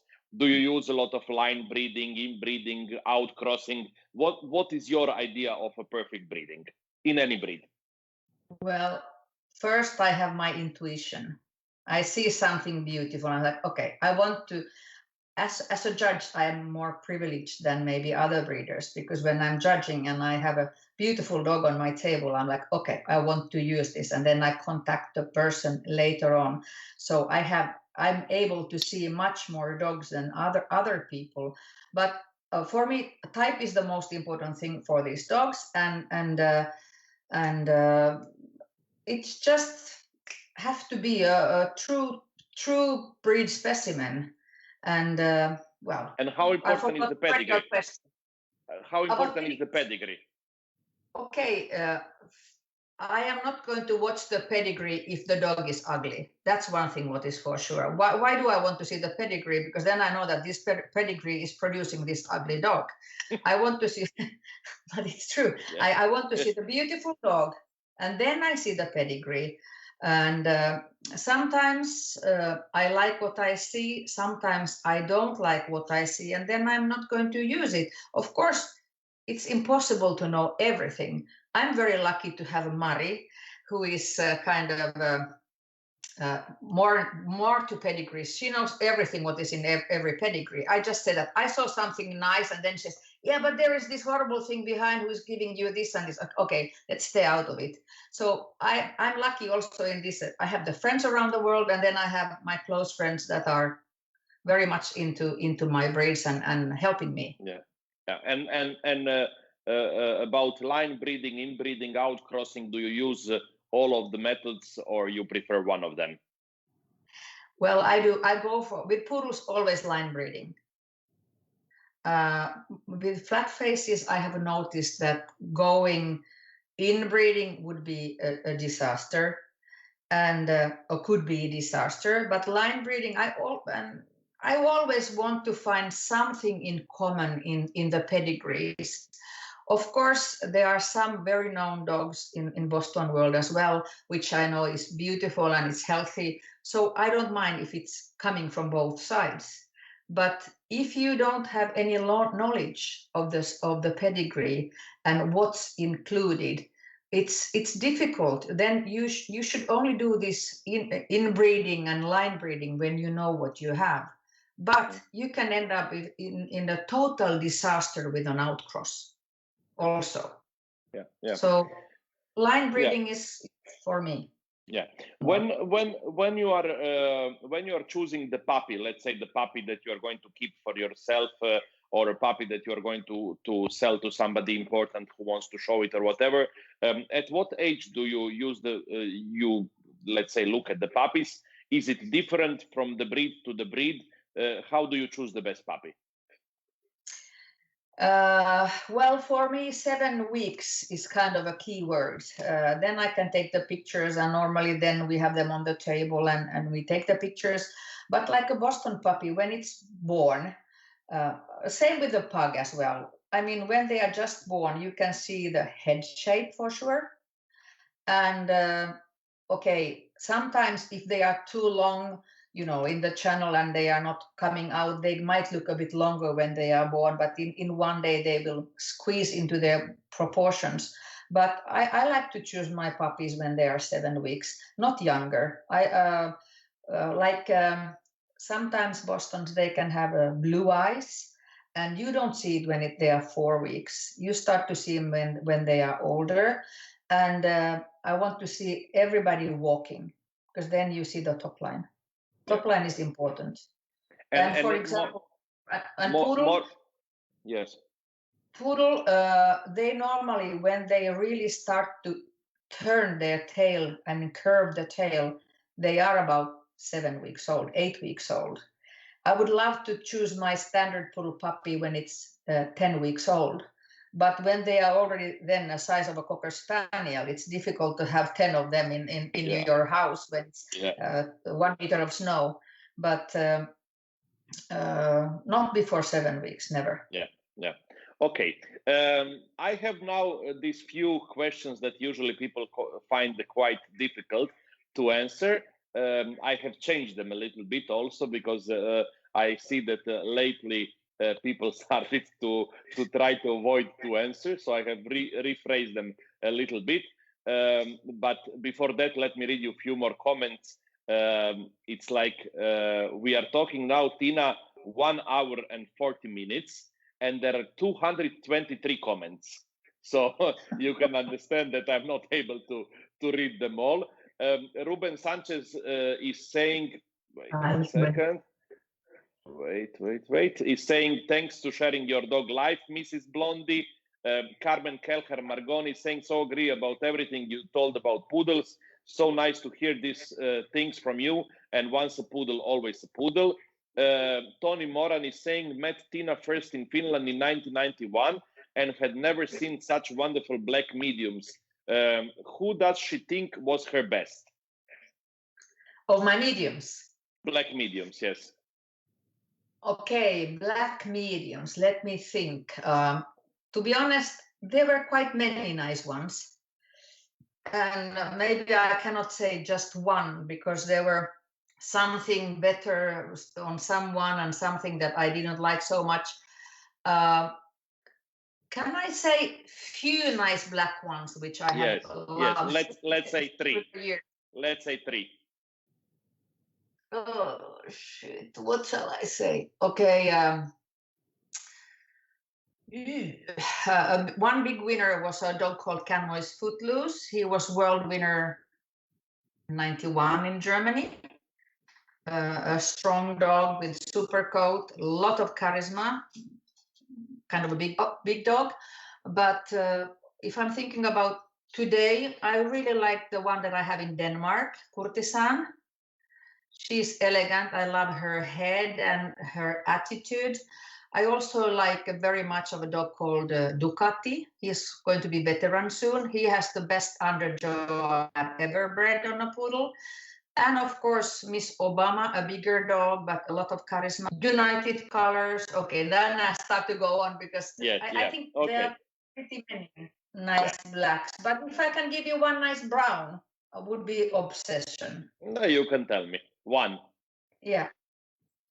Okay, Obsession. Canmois Obsession. He went best in show in Helsinki in 1993. Yeah. Oh, I forgot one of the blacks that are super, super beautiful. I have to say her name because actually I forgot it because I sold her to Russia as a puppy. Her name was Canmois Sextra. And she was from the litter of 6. Yeah, she was from the litter of 6 females, 1 male and 5 females. And at that time, I was kind of connected, becoming connected to Russia, and I wanted to send them a good one. So I sent them the best one. I kept the second best myself, and I sent Sextra to Russia.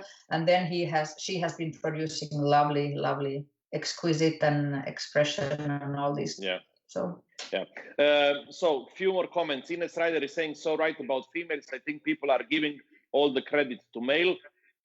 Strong opinion. Thank you, Tiina. Nicolas Molic is saying, hi, Tinica. Patrick Todt is saying, what about your opinion about the tails by Frenchies? Oh, I mean, that breed has so many other things to worry. I actually hate that sentence that if there is no tail, it's a disqualification. If it's a beautiful Frenchie with bone and body and head, and if I put my hand against the butt and I can feel something coming out, it's enough for me. I have noticed that the longer the tail, the longer the body. It walks hand in hand. Okay, so you are not a tail freak. Of course not. I like the overall picture. Yeah. Katrina Dun is saying, agree with you, Tiina. Beach line is most important. There is only so much the stud dog can fix. Miriam Sotovoce Ribao is saying, if I admire Tiina for her poodle breeding, can say her Boston Terriers are so gorgeous and it's not easy to find any so typey as hers. Her Boston look like photocopies. Alina, let me see. Katrina Huhtinen saying, intuition is the best guide in breeding. It is trust to your own eye. Pedigree comes after that. Veronica Cherpova saying, well said, Tiina, phenotype is more important than pedigree. Alin Dumitrescu says, love you, Tiina, when you say why to see the pedigree if the dog is ugly. Andrew Bray saying, Tiina is spot on. Intuition is the greatest gift a breeder can have. It's something you're born with and can never be learned. Kirsi Tevalin saying, great interview. Thank you, Ante and Tiina. my dear Brachy sister. Vincenzo Pontone saying she's so right about the Brachy breeds. When they born, you can see already head shape and body length. Oh my God, Kari Arvinen has left a comment, but it's in Finnish, so I'm not even going to try to read it. Let me see. Okay, let's say that would be about the questions for now. So let's go with the quick questions. Let's try to see what you are going to say. If you would think, Tiina, now which show that you have judged has been the highlight of your judging career? Well, I would say Group 9 judging in Finnish Winner Show. Okay. Yeah. And Standard Pulus in the World Show. Standard Pulus in the World Dog Show in Germany. Okay. Out of all the breeds that you have at home, which one is the breed that you could never live without? Well, maybe a Frenchie. A Frenchie. Okay, that's an interesting answer. Favorite poodle of all times, it doesn't matter which color or size, not bred or owned by you. Gordon. Well, that was owned by you. Sorry, it was not by me. I forgot. Not bred or owned by you. I love a black standard poodle female called Elimei. Okay. I think she was gorgeous and wanted to see her in my ring at the World Dog Show, but I understood later that she had an accident. But I think she's lovely. Okay. And what about the Bostons? One Bostons that you admire, not bred or owned by you?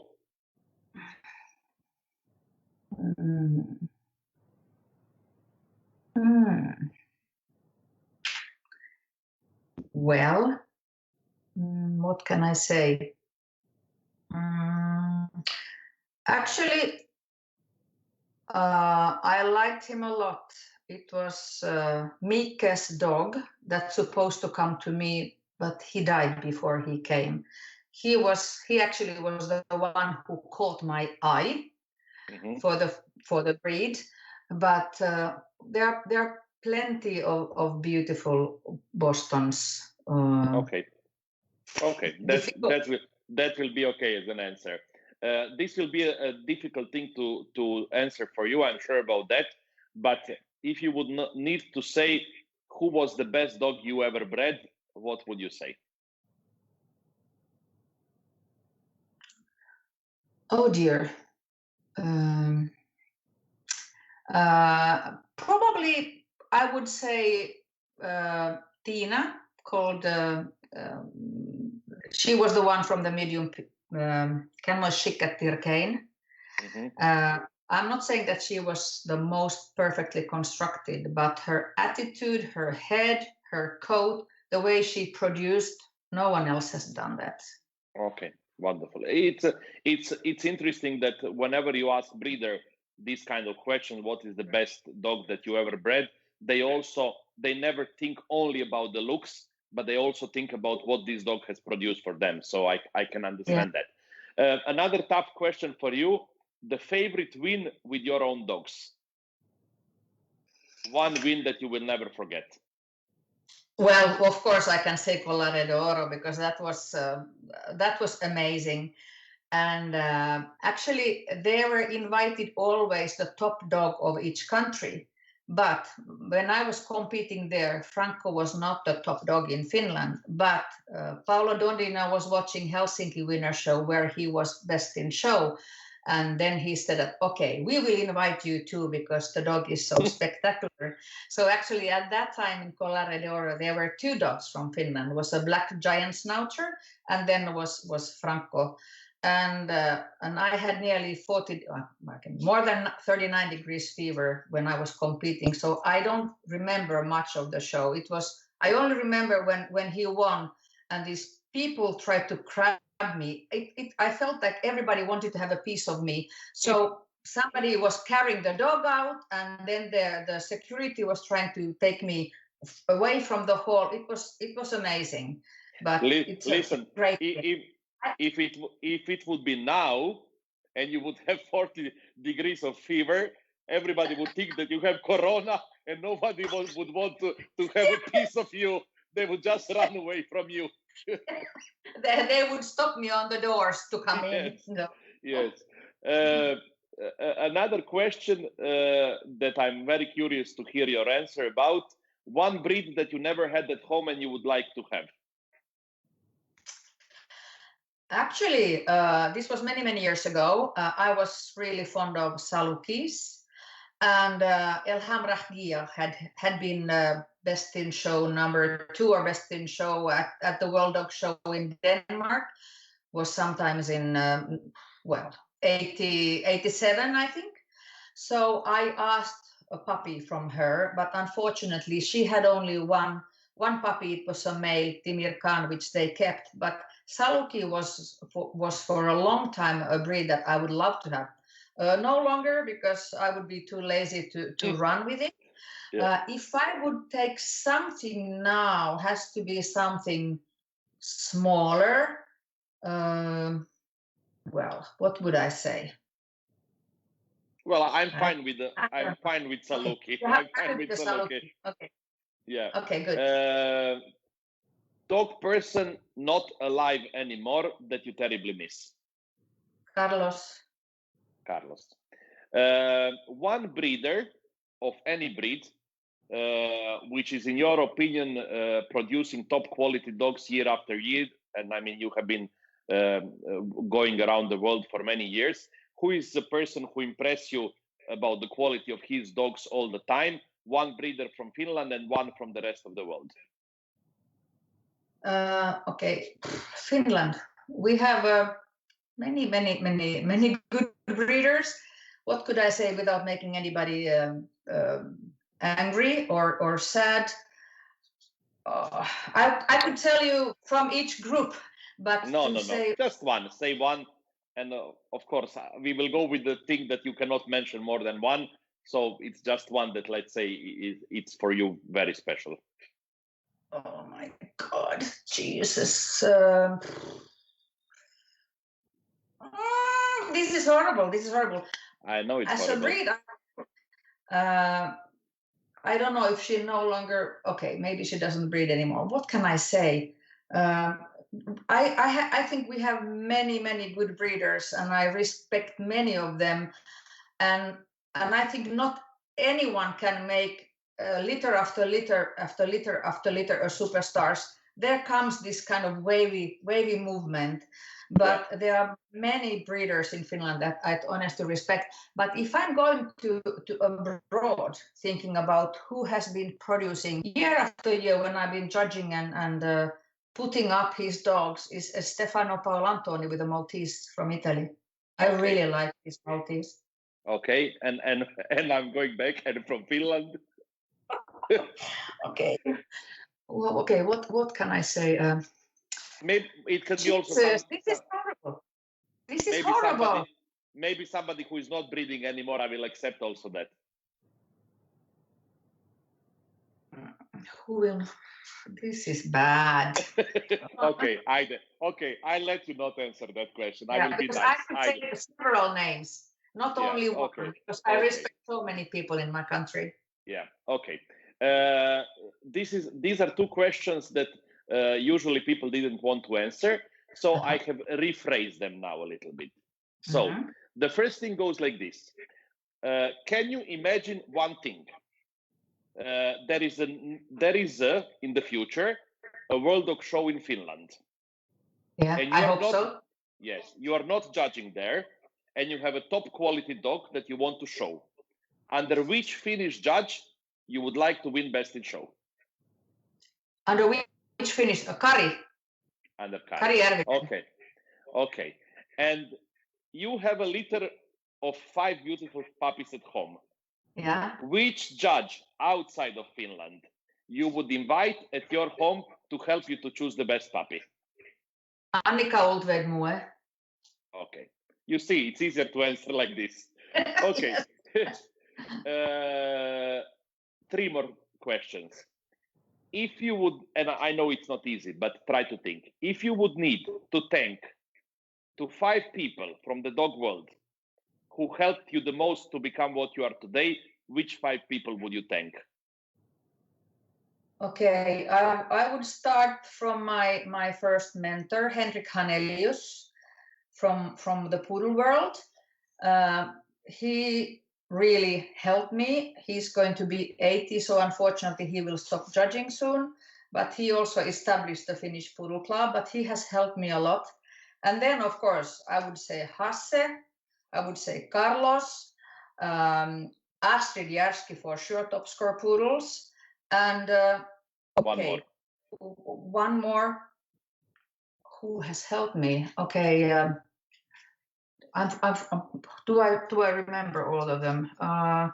Well, the late Ritva Raita. Okay, wonderful. So you see, you have managed almost with all the questions.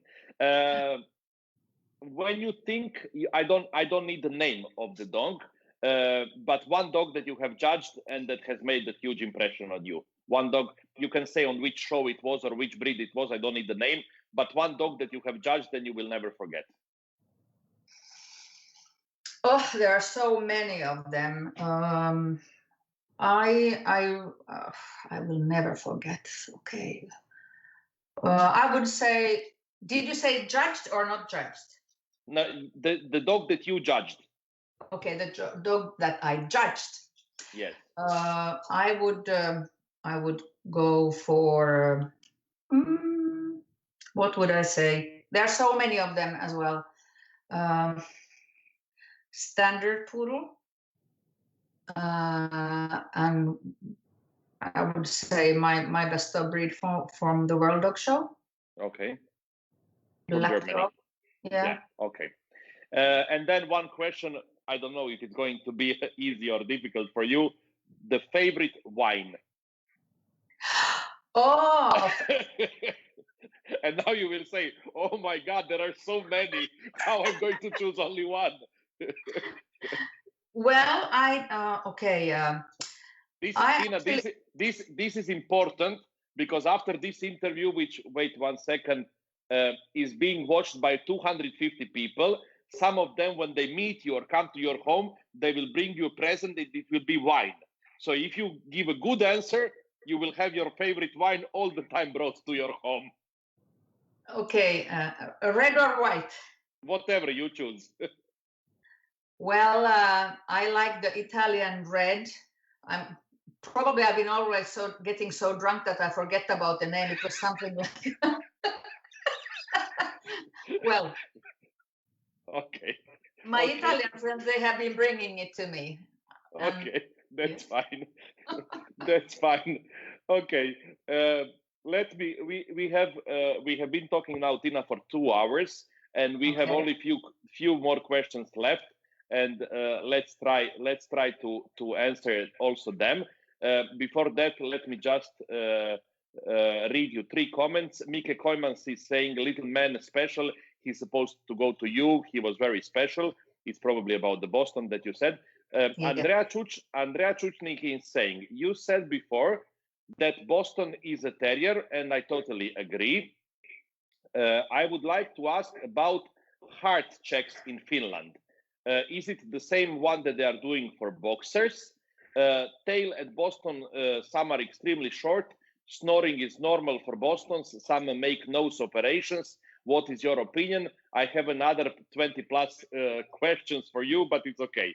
So let's say, do you know if the heart check that you do in Finland for the Bostons is the same one that they are doing for the boxers, or is it different? I don't know what they do with the boxers, but of course, first when you have your puppies and the vet checks it, it's listening the heart, and when they are adult, you can do the official heart check, and that's also like listening. And I think someone does it with Ultra. But for me, what I've been doing with my dogs, it's only like listening with this stethoscope or whatever you call it. And what about these people who are making nose operations of Bostons? I don't know what it is about, but probably I don't know. I have never done to my dogs, but I also advise people to use dogs according to the breed standard with correct nostrils for breeding. Okay. let me see. This is a little bit. Paula Tuominen is saying, "Loved this discussion. Thank to both of you. People are also too sensitive nowadays, like their dogs. They are willing to believe whatever their dogs tell them, and poodles play them. Then they from opinions like poodle are picky eaters. My dog hates or is terrified to be groomed. The poodles need to be wearing clothes. If you put on gloves for going out, then we stand in the ring surprised that they have bad coats and they are shy when all the basics in their lives have gone wrong. Poodles bloom in balanced packs, led by smart owners." Yes. Okay. Let's see. Okay, there are so many comments that I cannot. We are going to last here forever. Okay, let's finish this interview with a few questions, others than breeding and your breeds. Let's talk about judging for a little while. You said that you are few exams away from your all breeds judge status. How exciting is that for you? Well, at the moment, I am really fed up because of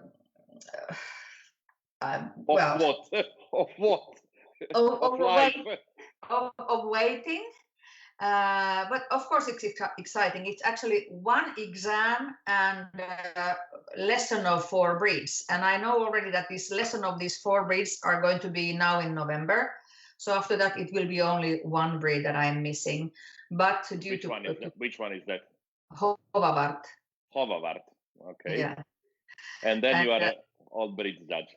Then I have to apply for my status. It's not like written in the church, so I have to write a letter to the committee saying that I've been doing all these exams and lessons, and then it goes to some panel and they decide your destiny. yes, they decide That's why I try to behave.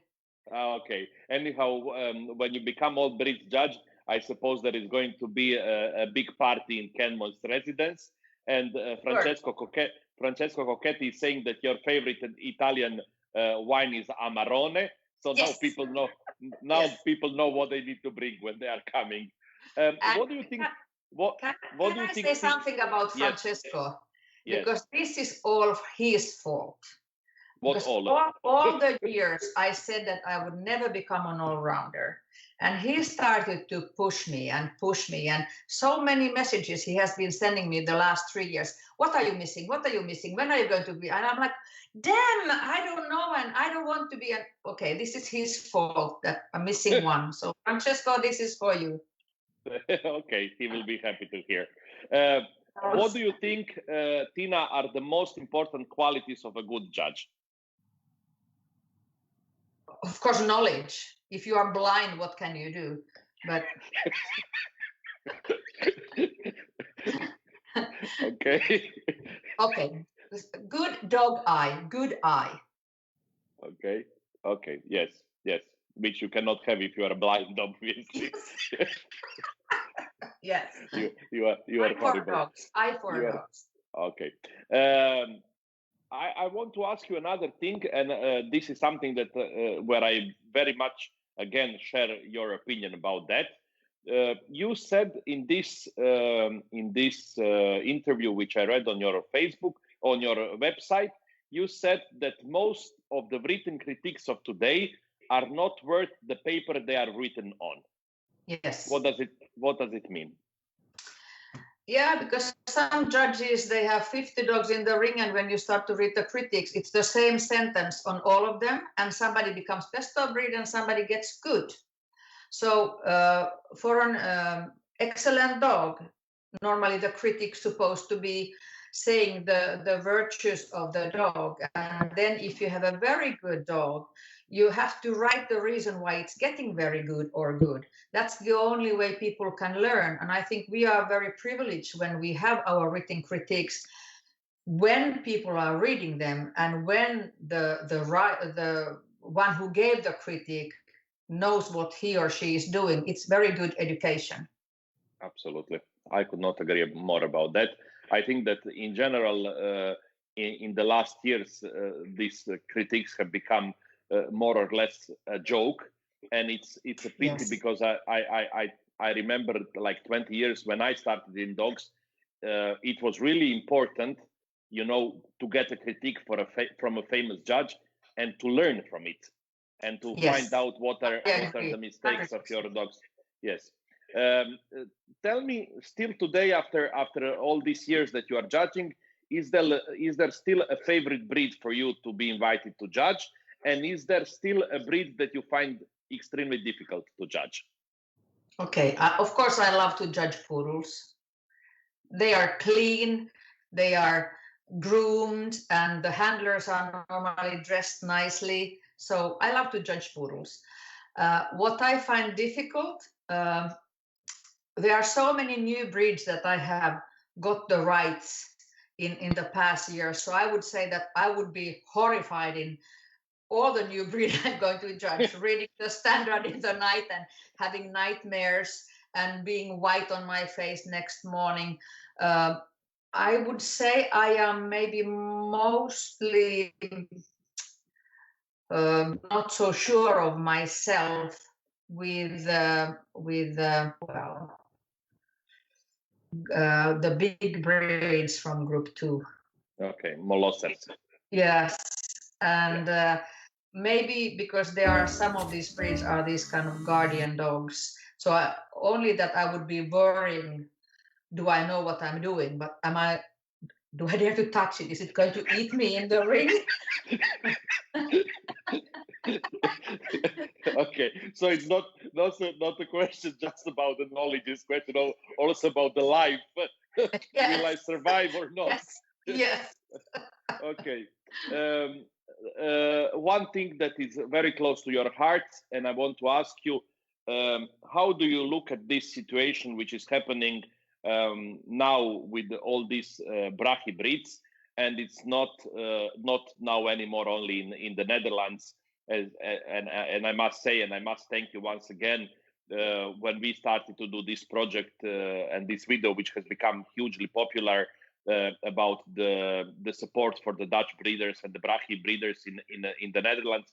You have been one of the first persons who have answered to me and said, of course, I'm going to make a video, and you have helped me to get some other people. So I want to thank you for that. But in general, now a few months have passed after this, and it started to happen also in Germany and in other countries. How do you look at this situation? What is happening actually?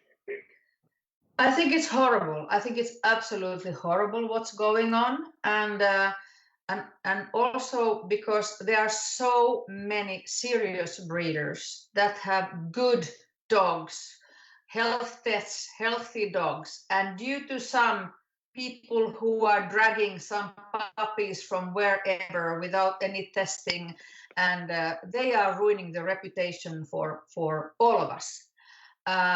I think now, due to the USA American president election, it has been more silent for 1 month, and maybe because of the COVID. But I can see, I think the biggest problem after Holland is going to be in Finland, due to these animal activists. I blame, not only in Finland, but in every country, I blame the kennel clubs. They should be more visible. They should have more kind of advertisements, and not. I know we do a lot in our kennel club. They have on the kennel club website a lot to read, and some kind of, they're saying what you should do. But the truth is that when a family wants to have a puppy, they don't contact the kennel club. They contact the person who is advertising puppy somewhere. And because they want it, it doesn't matter about the parents or the health test. They just want to buy it. And that's the big problem. I have been for years saying that all the kennel clubs should have a kind of campaign for normal people, to put signs at the bus stop for example, if you want to buy a puppy, buy it from a responsible breeder who is a member of the kennel club, and be sure to demand to see that they are health checked.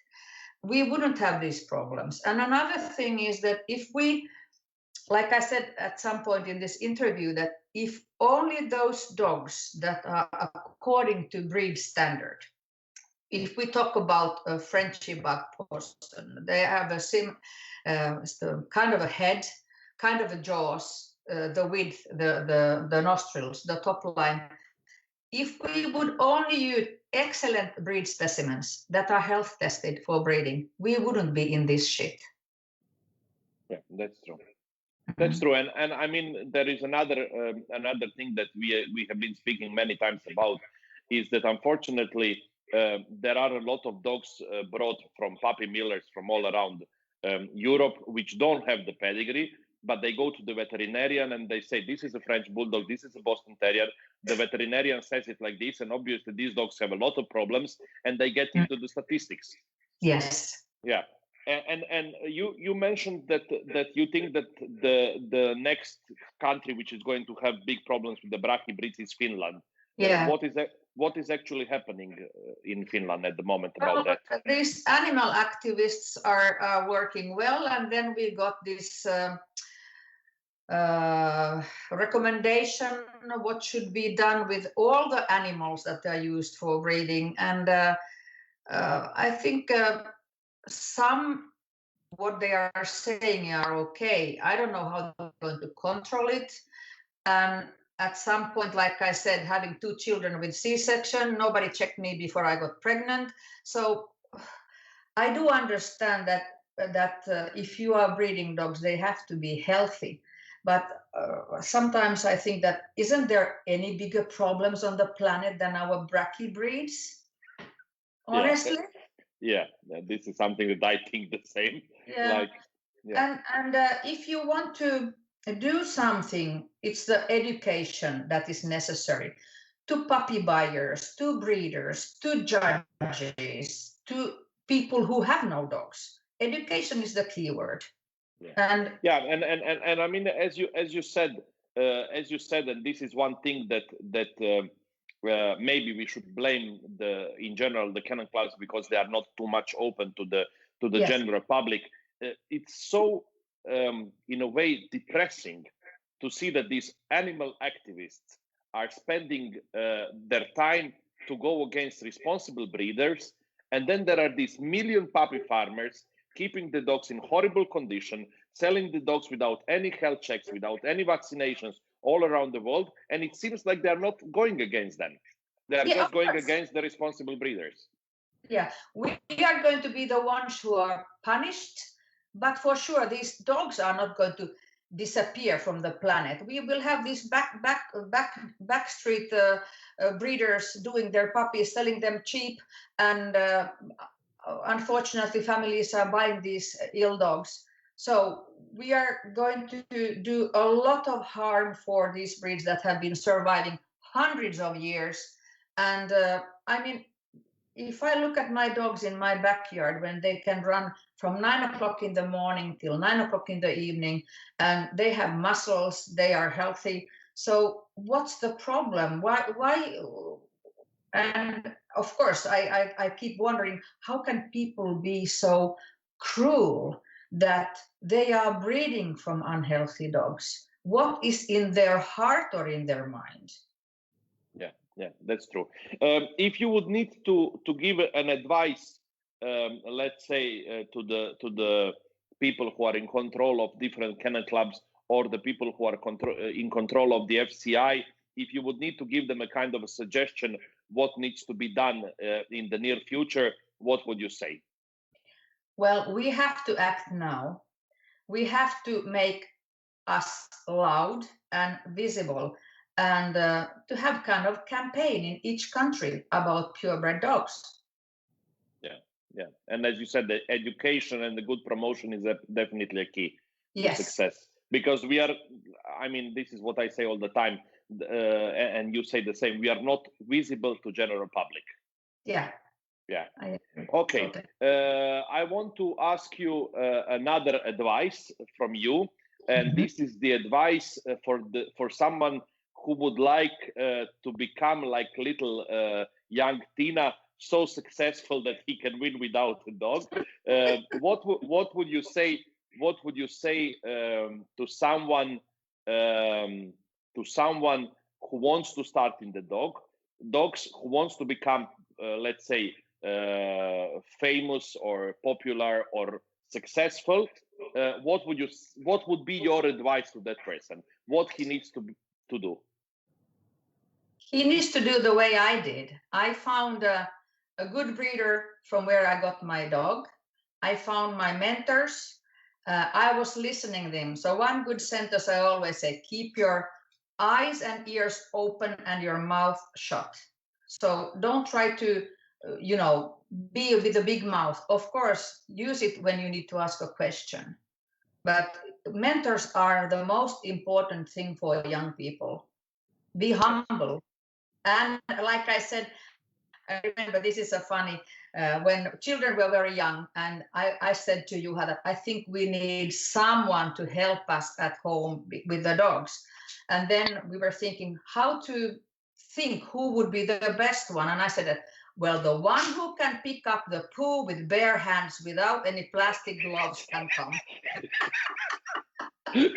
Okay, I'm not sure that you can find really somebody like that, but yes, actually yes. Has to have the passion. Has to have Yeah, the needs passion. to have a passion, definitely yes, and needs to be a hard worker. I think Yes.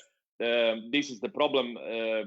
Who was Katya from RKF was my guest last weekend, last Wednesday, and I said to her that like I had this impression that young people of today are very lazy, the same like Yes. you said. But she said this is not only a problem of the people today. She says this is the problem that has always been existing, and there have always been lazy people also in the past. So yes, it's not easy to find a good worker, but definitely people need to understand that hard work pays back at some Yeah. point. Nothing comes over the night. Anyhow, I have only one more question for you, and before that, let me read a few more comments that I managed to catch. Katrina Huhtinen is saying, super critiques, not worth of the paper. I agree. Tony Moran says, bravo, this message about the critiques needs to be heard. Tarmo Virtela is saying, correct. Write honest opinion about the dog you judge today.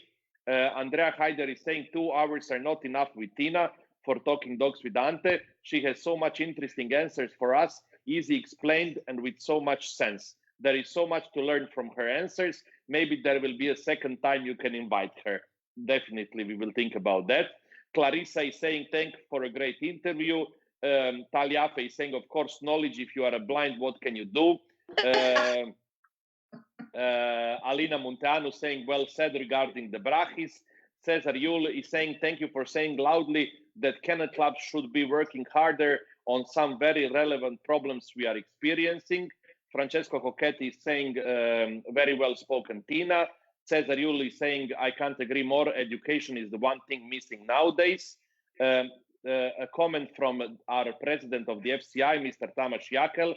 He's saying FCI has sent a very complex material with scientific proofs and statistics what kind of disaster can be caused by the breeder specific regulations to every single kennel clubs in 4 languages. I hope they use it during the negotiations with decision makers. I suppose, Tiina, you also agree. I think it's a very important step, and I think it's an excellent material to be used by the kennel clubs.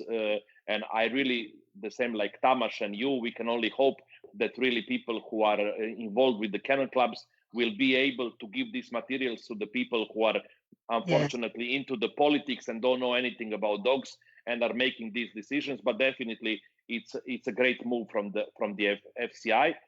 Mike Koymans is saying here, puppies farmers have free ball for Prati breeds. We are forbidden to breed what they know. What you know happens. Only place to buy them is a marketplace. How stupid can they be here in Holland? This is what we said. It's unfortunately the responsible breeders will not be able to breed anymore, and who will want to have a pug or a Frenchie or a Affen or whatever, he will have to buy it from a puppy farmer. Yeah.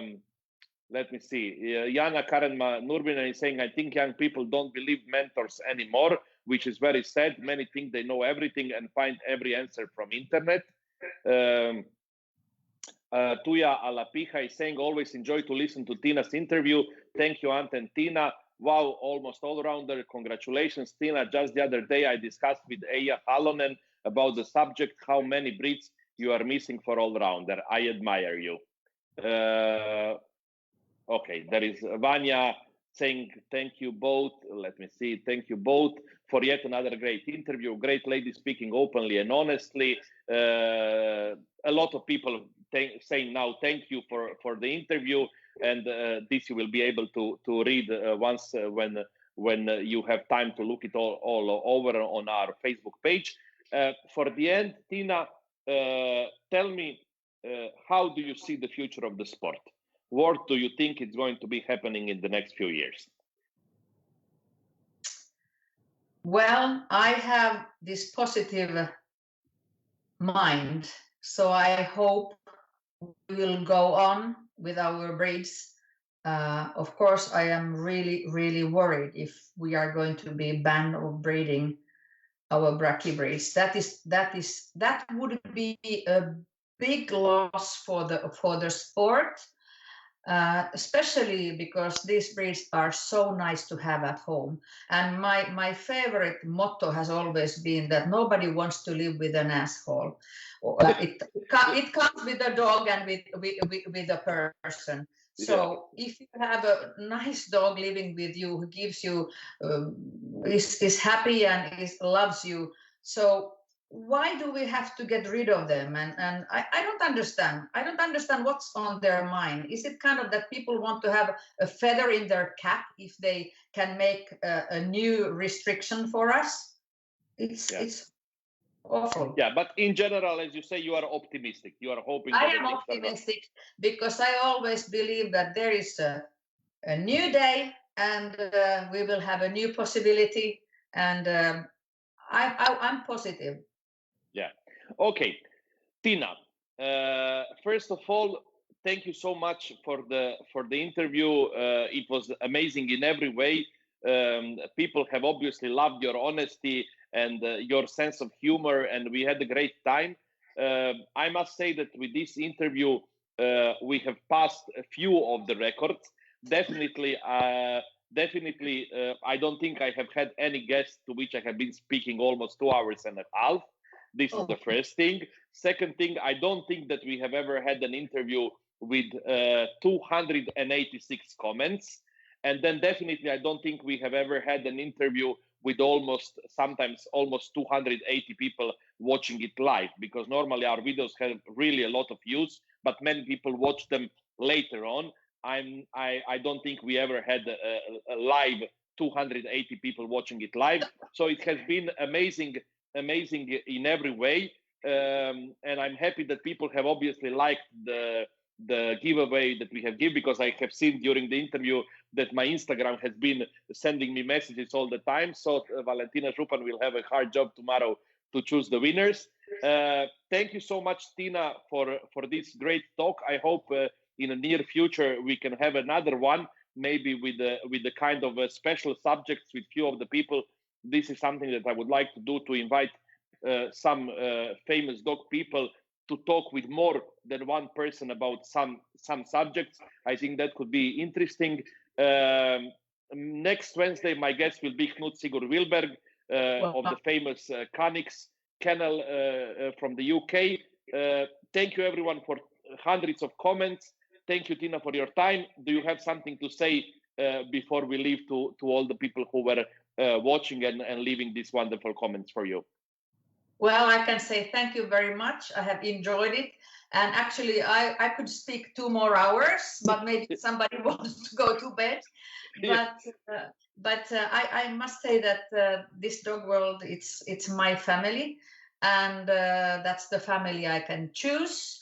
And I have enjoyed it very much. And I would love to be your guest at some other point. And what we were talking about, the future young, free and single. Yes, I'm sorry.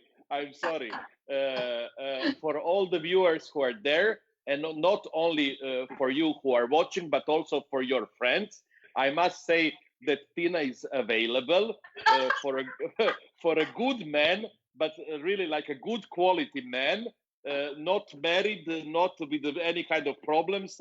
Hopefully rich. I suppose that will be a plus. Definitely needs to love dogs. So. Let's maybe in a way we can make this interview also like a kind of a Tinder or whatever are these applications called. If you have somebody good for Tiina, please send her a direct message and Tiina will choose the winner. That was Okay. fun. Yes. Thanks a lot, Tiina. Thank you also to Jussi who has give you the place and has been good to you with bringing drinks Fine. to you. I really enjoyed it. Thank you so much, and see you all next Wednesday. Bye bye and good evening. Bye bye. Thank you.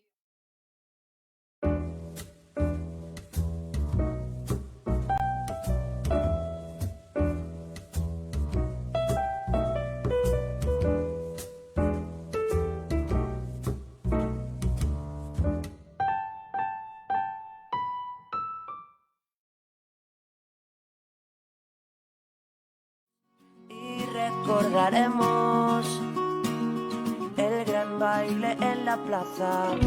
Puede que nos encontremos o nos echemos de menos. Imaginaré que vuelvo a mirarte. Tantas cosas han pasado, poco tiempo por creernos. Volver a notar tu piel y acariciar tu pelo. Quiero que los sueños que quedan por nacer se cumplan poco a poco al 100%, y que las estrellas que caigan detrás de las montañas sean deseos que cumplir mañana.